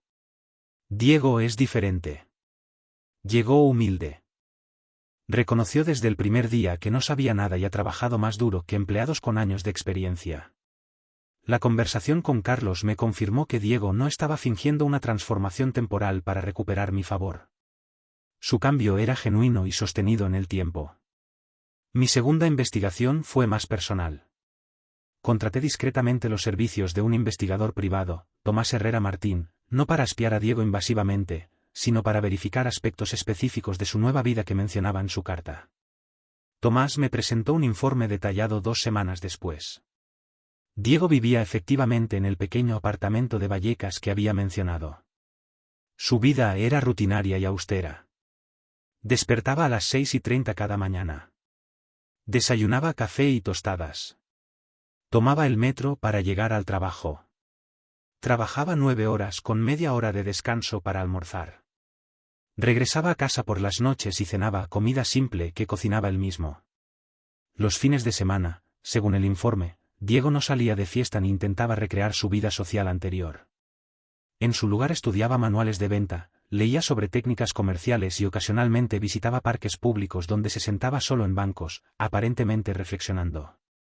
Su estilo de vida es consistente con alguien que gana aproximadamente 100 euros mensuales, concluyó Tomás en su informe. No hay indicios de gastos excesivos, vida social costosa o intentos de mantener apariencias del pasado, pero la parte más reveladora del informe concernía a Patricia. Tomás había descubierto que ella había comenzado una relación con un empresario barcelonés apenas 3 meses después de abandonar a Diego. Este hombre llamado Jordi Cabrera Vidal era propietario de una cadena de restaurantes y le proporcionaba exactamente el estilo de vida lujoso que había perdido cuando se separó de Diego. La señora Patricia Sánchez ha matriculado a los niños en un colegio privado caro en Barcelona, informaba Tomás. Vive en un apartamento de lujo en el Eample que pertenece a Cabrera. Su perfil en redes sociales muestra viajes frecuentes, restaurantes exclusivos, ropa de diseñador. Ha conseguido rápidamente reemplazar el estilo de vida que tenía cuando estaba casada con su hijo. Esta información me dolió profundamente, no por Patricia, sino por mis nietos. Marcos y Elena estaban siendo utilizados como accesorios en la nueva vida de su madre. Y Diego, a pesar de su transformación personal, había perdido prácticamente todo contacto con ellos. Mi tercera verificación fue la más compleja emocionalmente. Decidí visitarlo sin revelar mi identidad para observar directamente cómo se comportaba cuando no sabía que yo estaba presente. El sábado 10 de junio me disfracé modestamente con ropa casual que no usaba habitualmente y visité la tienda donde Diego trabajaba. Fingí ser un cliente interesado en comprar una lavadora para mi apartamento ficticio. Diego me atendió profesionalmente, sin reconocerme inicialmente debido a mi apariencia diferente y el hecho de que habían pasado meses desde nuestro último encuentro. Observé cómo explicaba pacientemente las características de diferentes modelos, cómo se adaptaba al presupuesto que yo mencioné, cómo trataba con respeto a un cliente aparentemente modesto. Durante la conversación mencioné que era viudo y que vivía solo. Diego mostró una empatía genuina que me sorprendió. Señor, entiendo lo difícil que debe ser mantener una casa solo. Mi recomendación es este modelo aquí. Es muy eficiente y fácil de usar. Además, tiene garantía extendida que le dará tranquilidad. Mientras continuábamos hablando, Diego mencionó casualmente, yo también vivo solo ahora. Al principio es complicado adaptarse, pero uno aprende a valorar la independencia. No había amargura en su voz ni autocompasión. Hablaba con una madurez serena que nunca había mostrado en los años de abundancia artificial. Al final de nuestra interacción, cuando fingí que necesitaba pensarlo antes de decidir, Diego me dijo, Señor, no se sienta presionado a comprar hoy. Tómese el tiempo que necesite. Si decide venir, pregúnteme por Diego Ruiz. Estaré aquí para ayudarle con lo que necesite. Salí de esa tienda profundamente conmovido. El hombre que había atendido mi consulta ficticia no era el Diego arrogante y manipulador que había cenado en mi mesa 6 meses antes. Era alguien completamente transformado, con una humildad y una gentileza que parecían genuinas. Esa noche, en la soledad de mi casa, tomé una decisión que cambiaría el curso final de nuestra historia. Diego había superado todas las pruebas que había diseñado consciente e inconscientemente. Había demostrado con hechos, no solo con palabras, que su transformación era real y permanente. Pero aún quedaba una lección final que darle, la más importante de todas. Iba a enseñarle que el perdón verdadero no se otorga por súplicas o manipulación emocional, sino que se gana con cambios auténticos y sostenidos en el tiempo. Era hora de cerrar el círculo de su educación como hombre, pero de una manera que él nunca podría anticipar. El lunes siguiente, Diego recibió una llamada que cambiaría su perspectiva sobre todo lo que había ocurrido durante esos meses de aparente abandono paternal. Pero esa llamada no vendría directamente de mí, sino de alguien que él jamás esperaría que fuera mi intermediario. La fase final de su aprendizaje estaba a punto de comenzar y sería la más emocional y reveladora de todas. El lunes 15 de junio, Diego recibió una llamada inesperada que cambiaría completamente su comprensión de los últimos meses. Era Carlos, su jefe, quien le pidió que viniera a la oficina antes de abrir la tienda. Su tono era serio, pero no amenazante, lo cual desconcertó a Diego. Diego, siéntate, le dijo Carlos cuando llegó a las 8 de la mañana. Tengo que contarte algo que te va a sorprender mucho. Hace 3 semanas recibí la visita de un señor que se presentó como potencial inversor. Hablamos sobre el negocio, sobre los empleados, sobre ti específicamente. Diego sintió un nudo en el estómago. ¿Había hecho algo mal? ¿Algún cliente se había quejado? Ese señor, continuó Carlos con una sonrisa extraña. Me hizo muchas preguntas sobre tu trabajo, tu actitud, tu progreso. Ayer me llamó nuevamente y me reveló quién era realmente tu padre, Álvaro Ruiz Moreno. El mundo de Diego se detuvo. Las palabras de Carlos resonaron en su cabeza como ecos distorsionados. Su padre había estado investigando discretamente su nueva vida, evaluando si su cambio era genuino. Mi padre estuvo aquí, logró susurrar Diego. No solo estuvo aquí, también vino la semana pasada como cliente fingiendo que quería comprar una lavadora. Tú lo atendiste personalmente durante casi 1 hora sin reconocerlo. Diego recordó inmediatamente la conversación. El señor mayor, viudo, que vivía solo, que había sido tan amable y comprensivo. Había sido su padre todo el tiempo, observándolo, evaluándolo, comprobando si realmente había cambiado. Diego, continuó Carlos, Tu padre me pidió que te entregara esto cuando considerara que estabas preparado para recibirlo. Carlos le entregó un sobre sellado con su nombre escrito con la caligrafía familiar de Álvaro. Diego lo tomó con manos temblorosas, sintiéndose completamente vulnerable y expuesto. Puedes tomarte el día libre si lo necesitas, le ofreció Carlos con comprensión paternal. Lo que sea que contenga esa carta va a ser importante. Diego regresó a su pequeño apartamento con el sobre sin abrir. Se sentó en su única silla frente a su mesa diminuta y durante varios minutos simplemente contempló la carta. Después de meses de silencio total, finalmente iba a escuchar la voz de su padre. Abrió el sobre con cuidado y desplegó 3 páginas escritas a mano con la letra meticulosa que conocía desde la infancia. Diego comenzaba la carta. Durante 6 meses he estado observando tu transformación desde la distancia, no por crueldad, sino porque necesitaba verificar que tu cambio era auténtico antes de permitir que regresaras a mi vida. La confesión inicial impactó a Diego profundamente. Su padre no lo había abandonado completamente.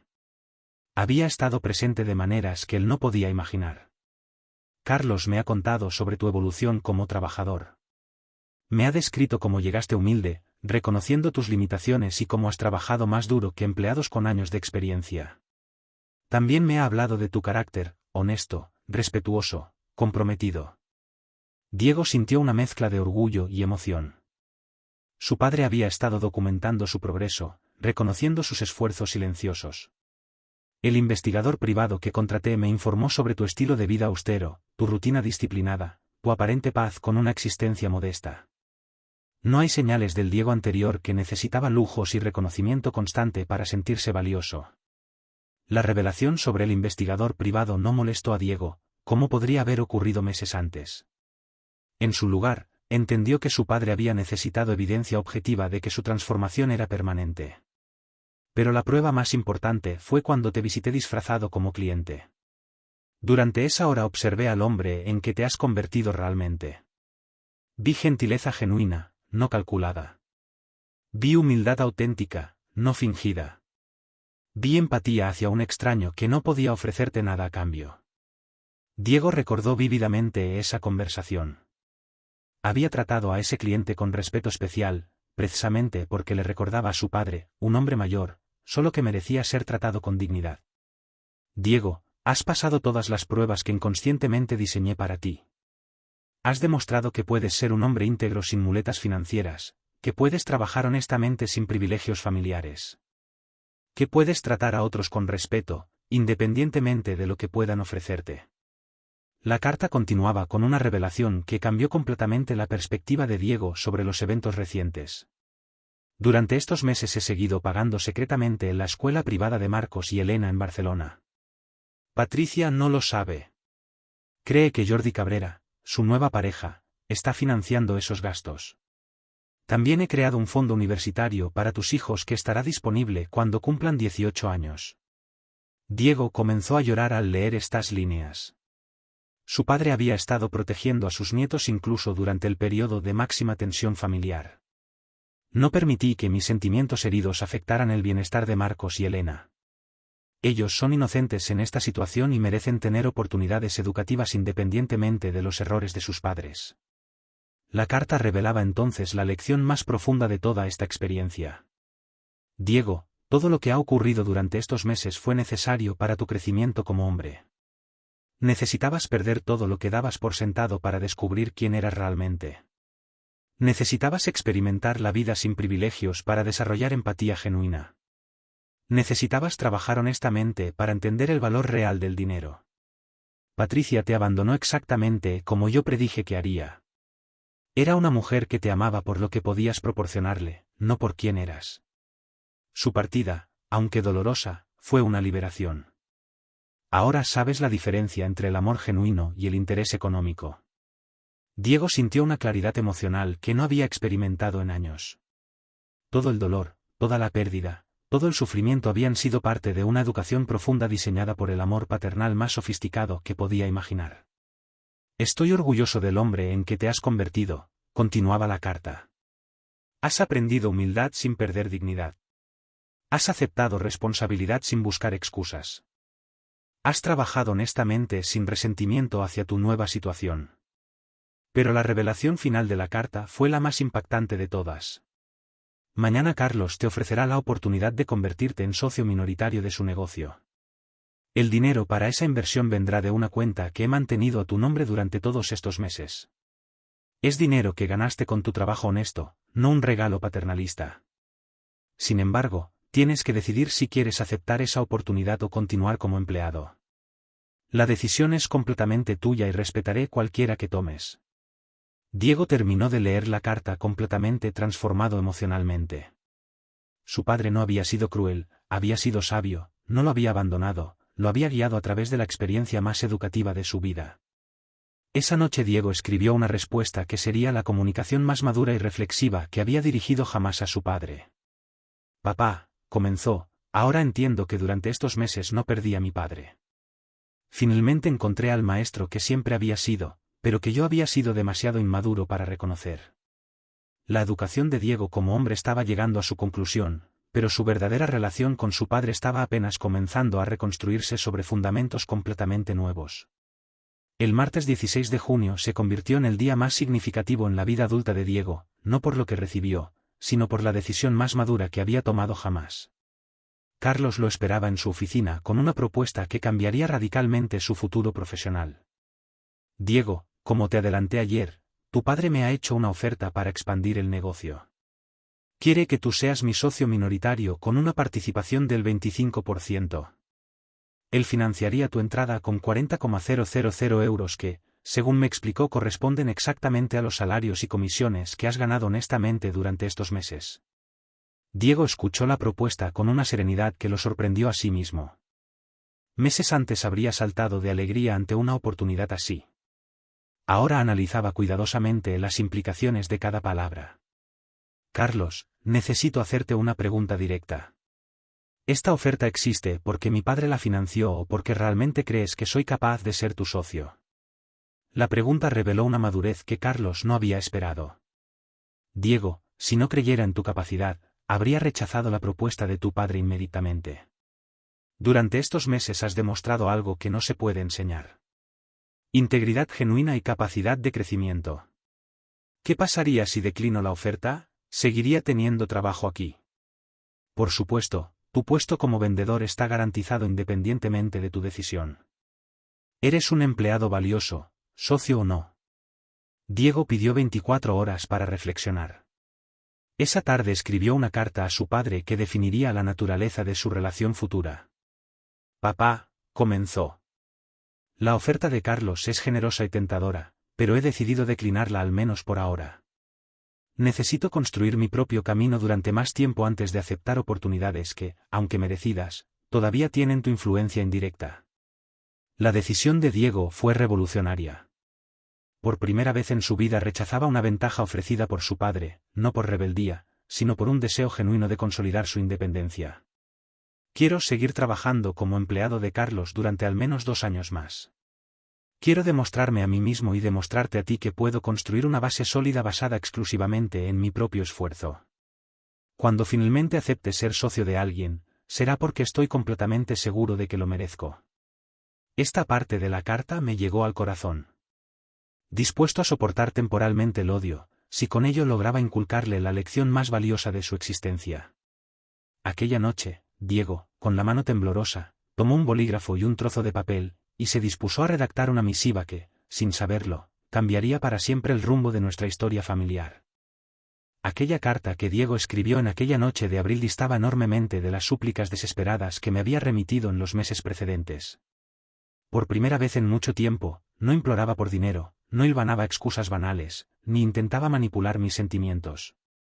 Era, lisa y llanamente, una confesión brutalmente honesta, emanada de un hombre que, al fin, parecía haber comprendido la verdadera magnitud de sus errores.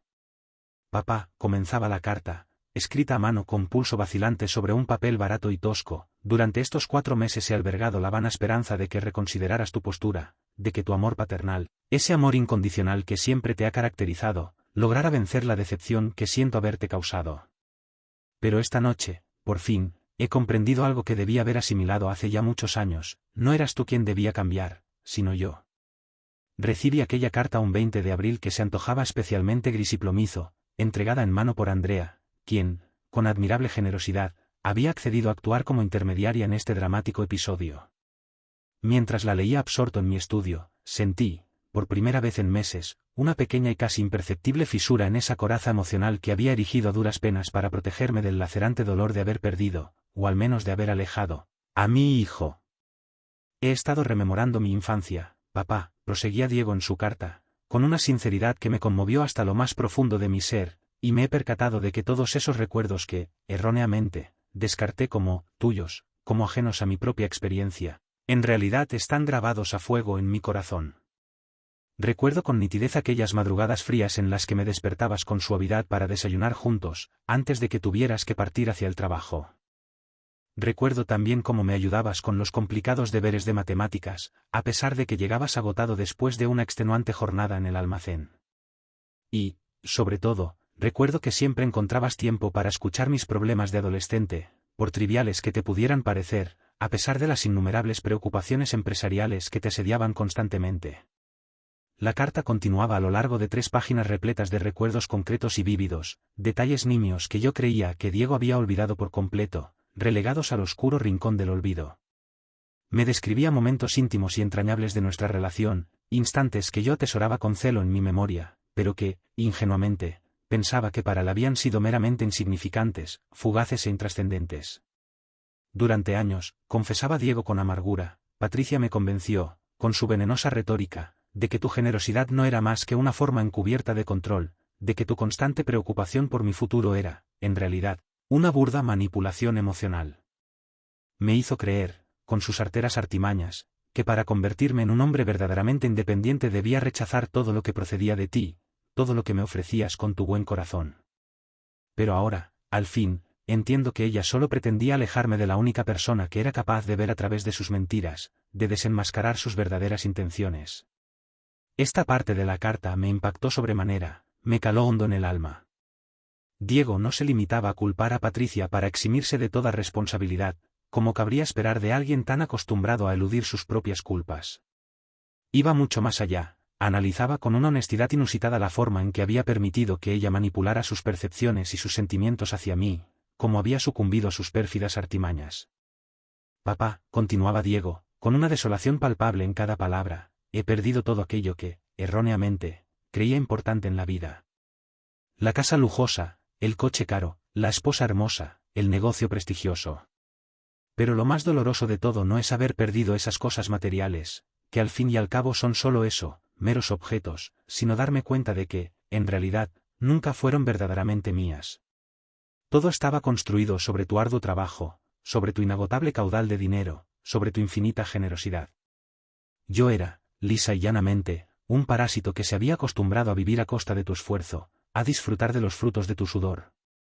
La honestidad brutal y descarnada de estas palabras me conmovió hasta las lágrimas. Durante meses había anhelado que Diego llegara a esta conclusión, que abriera los ojos y viera la realidad tal y como era, pero leer su reconocimiento explícito, su admisión sincera de sus propios errores, resultó ser mucho más emotivo y sobrecogedor de lo que jamás había anticipado. Trabajo ahora vendiendo electrodomésticos en un anodino centro comercial de las afueras de Madrid, confesaba Diego con humildad, gano apenas 1.000 euros al mes y vivo en un modesto apartamento de 40 metros cuadrados en el humilde barrio de Vallecas. Al principio me sentía profundamente humillado, como si hubiera caído en picado desde una gran altura, pero ahora me doy cuenta de que nunca estuve realmente en esa altura. Estaba sostenido, amparado, por tus brazos protectores, y cuando me soltaste, simplemente volví a tocar el suelo, a pisar la realidad con mis propios pies. Esta metáfora, tan sencilla como elocuente, me emocionó de tal manera que tuve que interrumpir la lectura para controlar las lágrimas que amenazaban con desbordarse de mis ojos. Era exactamente lo que había esperado que entendiera, que asimilara de una vez por todas, que su vida anterior, esa existencia plagada de lujos y excesos, no había sido, en absoluto, un éxito personal, sino una mera ilusión, un espejismo fugaz financiado íntegramente por mi amor paternal. Mi jefe, Carlos, proseguía Diego, es un hombre hecho a sí mismo, que construyó su negocio desde los cimientos, ladrillo a ladrillo, al igual que tú hiciste en su día con tu propia empresa. Me trata con dureza, sí, pero también con una justicia implacable. Me está enseñando algo que tú intentaste inculcarme durante años, pero que yo, obcecado en mi propia vanidad, me negué sistemáticamente a aprender, que el dinero se gana con esfuerzo, con sudor y sacrificio, que el respeto se conquista con trabajo duro y honestidad, y que la dignidad proviene de ser útil a los demás, no de ser mantenido y adulado. Diego continuaba describiendo su nueva vida con un nivel de detalle que revelaba una introspección profunda y sincera. Me contaba con humildad sobre sus compañeros de trabajo, personas sencillas y honestas que nunca habían tenido las oportunidades que él había dilapidado con tanta frivolidad, pero que, a pesar de ello, habían construido vidas dignas y estables basadas en su propio esfuerzo y mérito. Patricia me escribió la semana pasada, revelaba Diego con amargura, no para intentar una reconciliación, ni para expresar el más mínimo atisbo de arrepentimiento, sino simplemente para pedirme dinero para los gastos de los niños. Cuando le expliqué con crudeza que ahora gano apenas 1.000 euros mensuales, me colgó el teléfono sin siquiera despedirse. Esa noche, al fin, entendí definitivamente qué tipo de mujer había elegido como esposa y como madre de mis hijos, qué clase de persona era en realidad. Esta revelación, por dolorosa que fuera, no me sorprendió en absoluto. Confirmaba, lisa y llanamente, todo lo que había intuido sobre Patricia desde el primer día, su frialdad, su ambición desmedida, su absoluta falta de escrúpulos. Incluso después de abandonar a Diego en su momento más difícil, cuando más necesitaba su apoyo y comprensión, todavía esperaba, descaradamente, beneficiarse económicamente de él, seguir viviendo a su costa. Los niños me llaman a escondidas de Patricia, confesaba Diego con un tono de profunda tristeza. Marcos me preguntó la semana pasada, con la inocencia propia de sus 8 años, «Papá, ¿por qué ya no vivimos juntos? ¿Por qué no podemos ir a visitarte? ¿Por qué el abuelo Álvaro ya no viene a jugar con nosotros?» No supe qué responderle, «Papá. ¿Cómo le explicas a un niño de 8 años que su padre fue tan estúpido, tan inmaduro, que destruyó su propia familia por puro orgullo, por una ciega obstinación?» Esta parte de la carta fue, sin duda, la más dolorosa de leer, la que más me caló en el alma. Mis nietos, Marcos y Elena, habían sido las víctimas inocentes de toda esta trágica historia familiar, los daños colaterales de las decisiones erróneas de sus padres. Y ahora, Diego estaba experimentando en carne propia lo que yo había sentido durante meses, la dolorosa pérdida del contacto cotidiano con Marcos y Elena, la imposibilidad de verlos crecer y disfrutar de su compañía. Pero lo que más me duele, continuaba Diego, con una sinceridad desgarradora, no es haber perdido mi vida cómoda y lujosa, ni siquiera haber perdido a Patricia, a pesar del tiempo que compartimos juntos. Lo que más me duele, papá, es saber que te herí profundamente, que traicioné el amor más puro, más sincero y más desinteresado que he recibido en mi vida. Te herí públicamente, te humillé delante de personas que ni siquiera me importaban realmente, y lo hice por pura cobardía, por no ser capaz de enfrentarme a la verdad. Diego terminaba la carta con una declaración que cambió por completo mi perspectiva sobre él, que me hizo replantearme todo lo que había pensado y sentido durante los meses precedentes. No te escribo para pedirte perdón, papá, afirmaba con convicción, porque entiendo que hay cosas que no se pueden perdonar con meras palabras, que requieren algo más, que exigen una reparación real y tangible. Te escribo para decirte que, por fin, estoy empezando a convertirme en el hombre que tú siempre esperaste que fuera, en la persona de bien que siempre supiste que podía llegar a ser. Es tarde, quizás demasiado tarde, pero está ocurriendo, está sucediendo. Si algún día sientes que puedes darme una oportunidad, una sola oportunidad, de demostrarte que he cambiado realmente, que mi transformación es auténtica y duradera, estaré aquí, esperándote con los brazos abiertos. Pero si decides que el daño que te hice es irreparable, que mi traición es imperdonable, lo entenderé y lo aceptaré con humildad.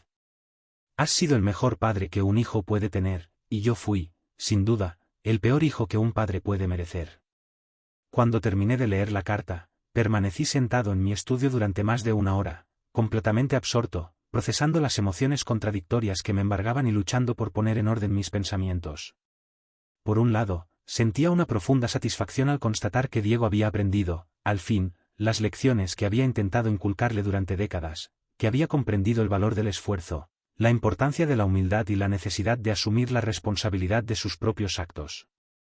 Por otro lado, experimentaba un dolor renovado y punzante al comprender plenamente el sufrimiento que había causado mi decisión, no solo a Diego, sino también a mis nietos inocentes, quienes habían pagado un precio demasiado alto por los errores de su padre. La carta demostraba, sin lugar a dudas, que mi estrategia había funcionado, que mi plan había dado sus frutos. Diego había tocado fondo, había perdido todas las muletas artificiales que lo mantenían artificialmente en una vida irreal, en una existencia plagada de lujos y privilegios inmerecidos, y había comenzado, por fin, a construir una identidad sólida y auténtica basada en su propio esfuerzo y mérito, en su propio trabajo honesto. Pero el costo emocional de todo esto había sido devastador para toda la familia, un precio demasiado alto para todos. Aquella noche, en la soledad de mi estudio, tomé una decisión trascendental que sorprendería a Diego cuando menos lo esperara, que cambiaría el rumbo de nuestra historia familiar de una forma que ninguno de los dos podía anticipar. No iba a responder inmediatamente a su carta, ni a precipitarme en un abrazo reconciliador, pero tampoco iba a ignorarla por completo, ni a fingir que no había significado nada para mí. En su lugar, iba a implementar la fase final de su educación como hombre, la última lección que necesitaba aprender para convertirse. Cuando la recibí, Diego estaba rechazando una oportunidad dorada para preservar su integridad personal, lo que representaba la demostración más palpable de que, en efecto, había experimentado una transformación profunda. Sin embargo, había algo que necesitaba pedirme, continuaba Diego. Ansiaba verme, quería hablar conmigo frente a frente. Habían transcurrido ya 6 meses desde aquella terrible noche de Navidad, y aunque comprendía la necesidad de todo lo que había acontecido, sentía la imperiosa necesidad de mirarme a los ojos y pedirme perdón por el daño que me había infligido. Releí esa parte varias veces, tratando de asimilar su significado. Diego no estaba implorando clemencia ni intentando negociar condiciones, simplemente estaba expresando un deseo humano y sincero de reconectar con su padre tras la experiencia más trascendental de su vida. No espero que me perdones de inmediato, escribió. Entiendo que la confianza se gana con el tiempo y acciones consistentes, pero me gustaría iniciar ese proceso si estás dispuesto a brindarme la oportunidad. 2 días después, el jueves 18 de junio, organicé nuestro primer encuentro en 6 meses. Escogí un lugar neutral, una cafetería pequeña cerca del Parque del Retiro, donde solíamos desayunar juntos cuando Diego era adolescente. Llegué 15 minutos antes de la hora acordada, presa de un nerviosismo que no había experimentado en décadas. A las 4 en punto exactas, vi a Diego acercarse por la calle. Su apariencia había cambiado drásticamente. Había perdido el peso extra que había acumulado durante sus años de abundancia. Vestía ropa sencilla, pero limpia y cuidada, y caminaba con una tranquilidad y serenidad que nunca antes había mostrado. Cuando nuestros ojos se encontraron, ambos permanecimos inmóviles durante varios segundos, como si el tiempo se hubiera detenido. Era la primera vez que nos veíamos desde aquella humillante noche navideña, y el contraste era abrumador. Diego se acercó lentamente, desprovisto de la confianza arrogante de antaño, pero también sin la desesperación patética de sus primeros meses de crisis. Se detuvo frente a mi mesa y dijo, con una sencillez desarmante: «Hola, papá». «Hola, Diego. Siéntate». Los primeros minutos transcurrieron de manera incómoda, impregnados de silencios cargados de historia y recuerdos. Finalmente, Diego rompió el silencio con una voz clara pero sumamente humilde. «Papá, antes de decir cualquier otra cosa, necesito pedirte perdón por lo que hice en Navidad. No hay justificación alguna para la forma en que te traté. No importa cuánta presión sintiera por parte de Patricia, no importa cuánto alcohol hubiera consumido, no importa qué problemas tuviera. Nada justifica el hecho de humillar públicamente al hombre que sacrificó todo por mi bienestar». Sus palabras resonaban con sinceridad, sin rastro de la manipulación emocional que había empleado tantas veces en el pasado. «Te herí profundamente, y lo hice delante de personas que ni siquiera me importaban realmente. Te arrebaté la dignidad que merecías en tu propia familia, y entiendo perfectamente si eso es algo que no puedes perdonar». Permanecí en silencio, observando atentamente su lenguaje corporal, prestando atención al tono de su voz, evaluando la autenticidad de sus palabras con cautela. «Pero quiero que sepas», continuó Diego, «que estos meses han sido los más reveladores y educativos de mi vida. He aprendido quién soy realmente cuando no tengo privilegios familiares que me respalden. He descubierto que puedo trabajar honestamente y sentirme orgulloso de mi esfuerzo. He comprendido la diferencia fundamental entre el amor genuino y el interés económico». Mencionó entonces a Patricia sin amargura, simplemente como una lección aprendida. «Patricia me enseñó involuntariamente algo valioso. Me mostró cómo se ve el amor condicional. Su partida fue dolorosa, sin duda, pero también liberadora. Ahora sé reconocer la diferencia entre lo auténtico y lo falso». Hablamos durante casi 3 horas, repasando no solo los eventos recientes, sino también la historia de nuestra relación. Diego analizó con una madurez sorprendente cómo había malinterpretado mi amor paternal como control, cómo había dado por sentado los sacrificios que yo había hecho voluntariamente durante décadas. Papá me dijo al final de nuestra conversación: no espero que nuestra relación vuelva a ser como antes. Entiendo que tiene que ser reconstruida desde cero, basada en quién soy ahora, no en quién era antes. Pero espero que me des la oportunidad de demostrarte que valgo la pena como hijo adulto. Cuando nos despedimos aquella tarde, algo fundamental había cambiado entre nosotros. No era el perdón completo, eso llegaría con el tiempo, pero era el comienzo de una relación nueva, más madura y equilibrada, basada en el respeto mutuo en lugar de la dependencia financiera. Aquella noche, en la soledad de mi casa, reflexioné sobre el éxito extraordinario de la lección más difícil que había impartido en mi vida. Diego había perdido todo lo que creía importante, pero, en realidad, había ganado algo infinitamente más valioso: se había encontrado a sí mismo. La educación, en cierto modo, estaba completa. Ahora comenzaba la verdadera prueba: construir una relación entre padre e hijo, entre dos hombres adultos que se respetaban mutuamente. 2 años después de aquel encuentro en la cafetería cerca del Retiro, puedo afirmar con certeza absoluta que la lección más dura de mi vida como padre fue también la más necesaria y exitosa. Diego no solo se convirtió en el hombre que siempre esperé que fuera, sino que superó con creces todas mis expectativas sobre lo que significaba ser un hijo adulto digno de respeto y admiración.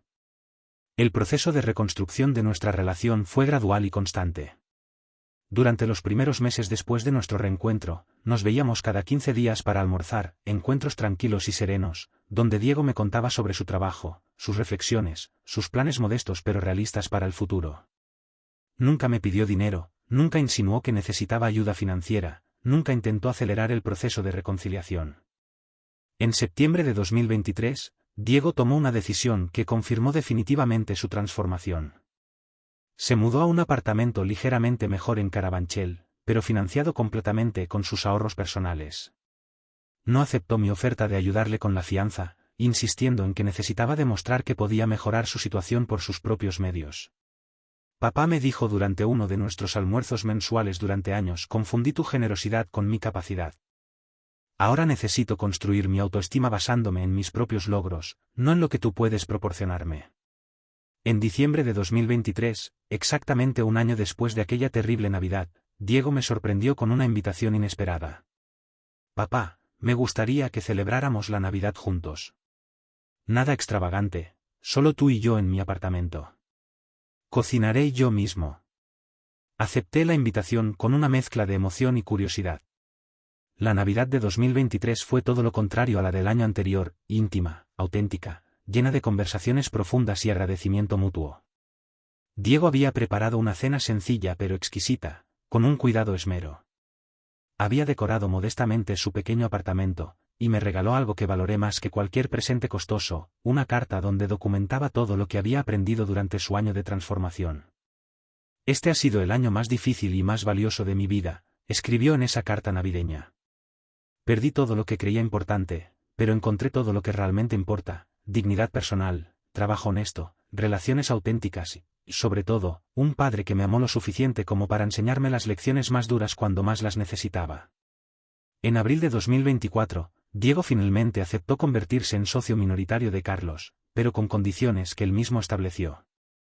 Invertiría únicamente dinero que había ahorrado durante sus 2 años como empleado. Mantendría su participación en el 25% hasta demostrar que podía contribuir significativamente al crecimiento del negocio, y continuaría trabajando en ventas directas para no perder contacto con la realidad operativa de la empresa. La transformación de Diego como empresario fue notable. Aplicó toda la humildad y disciplina que había desarrollado durante sus meses más difíciles. Propuso innovaciones realistas, trató a los empleados con respeto genuino y manejó las finanzas con una prudencia que nunca antes había mostrado en su empresa anterior. Pero el momento más emotivo de estos 2 años ocurrió en agosto de 2024, cuando Diego recibió una llamada inesperada de Marcos, su hijo, quien había cumplido 10 años y había conseguido secretamente el teléfono de su padre. Papá, le dijo Marcos, llorando: mamá dice que no quieres vernos, pero yo no le creo. Echo de menos nuestros juegos. Echo de menos que me enseñes cosas. Echo de menos al abuelo Álvaro. Esa llamada desató una batalla legal que duró 6 meses. Diego, respaldado discretamente por mis recursos legales, pero luchando principalmente con su propia determinación, consiguió establecer un régimen de visitas que le permitía ver a sus hijos 2 fines de semana al mes. Patricia intentó usar los tribunales para demostrar que Diego no tenía recursos suficientes para mantener adecuadamente a los niños durante sus visitas. Su estrategia se volvió en su contra cuando los jueces evaluaron la estabilidad emocional y laboral de ambos padres. Diego, con su trabajo constante, su apartamento modesto pero ordenado y su transformación personal evidente, proyectaba una imagen de responsabilidad que contrastaba favorablemente con el estilo de vida superficial que Patricia mantenía en Barcelona. El primer fin de semana que Marcos y Elena vinieron a visitarlo en enero de 2025 fue extraordinario. Los niños, inicialmente tímidos después de 2 años de separación, redescubrieron rápidamente al padre que habían perdido. Pero este Diego era diferente al que recordaban, más presente, más atento, más genuinamente interesado en sus vidas que en impresionarlos con regalos caros. Yo tuve la oportunidad de reconectar con mis nietos durante esas visitas.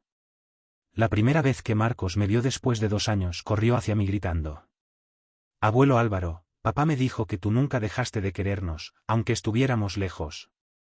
Diego había explicado a los niños de manera apropiada para sus edades que a veces las familias pasan por momentos difíciles, pero que el amor verdadero siempre encuentra la manera de reunir a las personas que se quieren.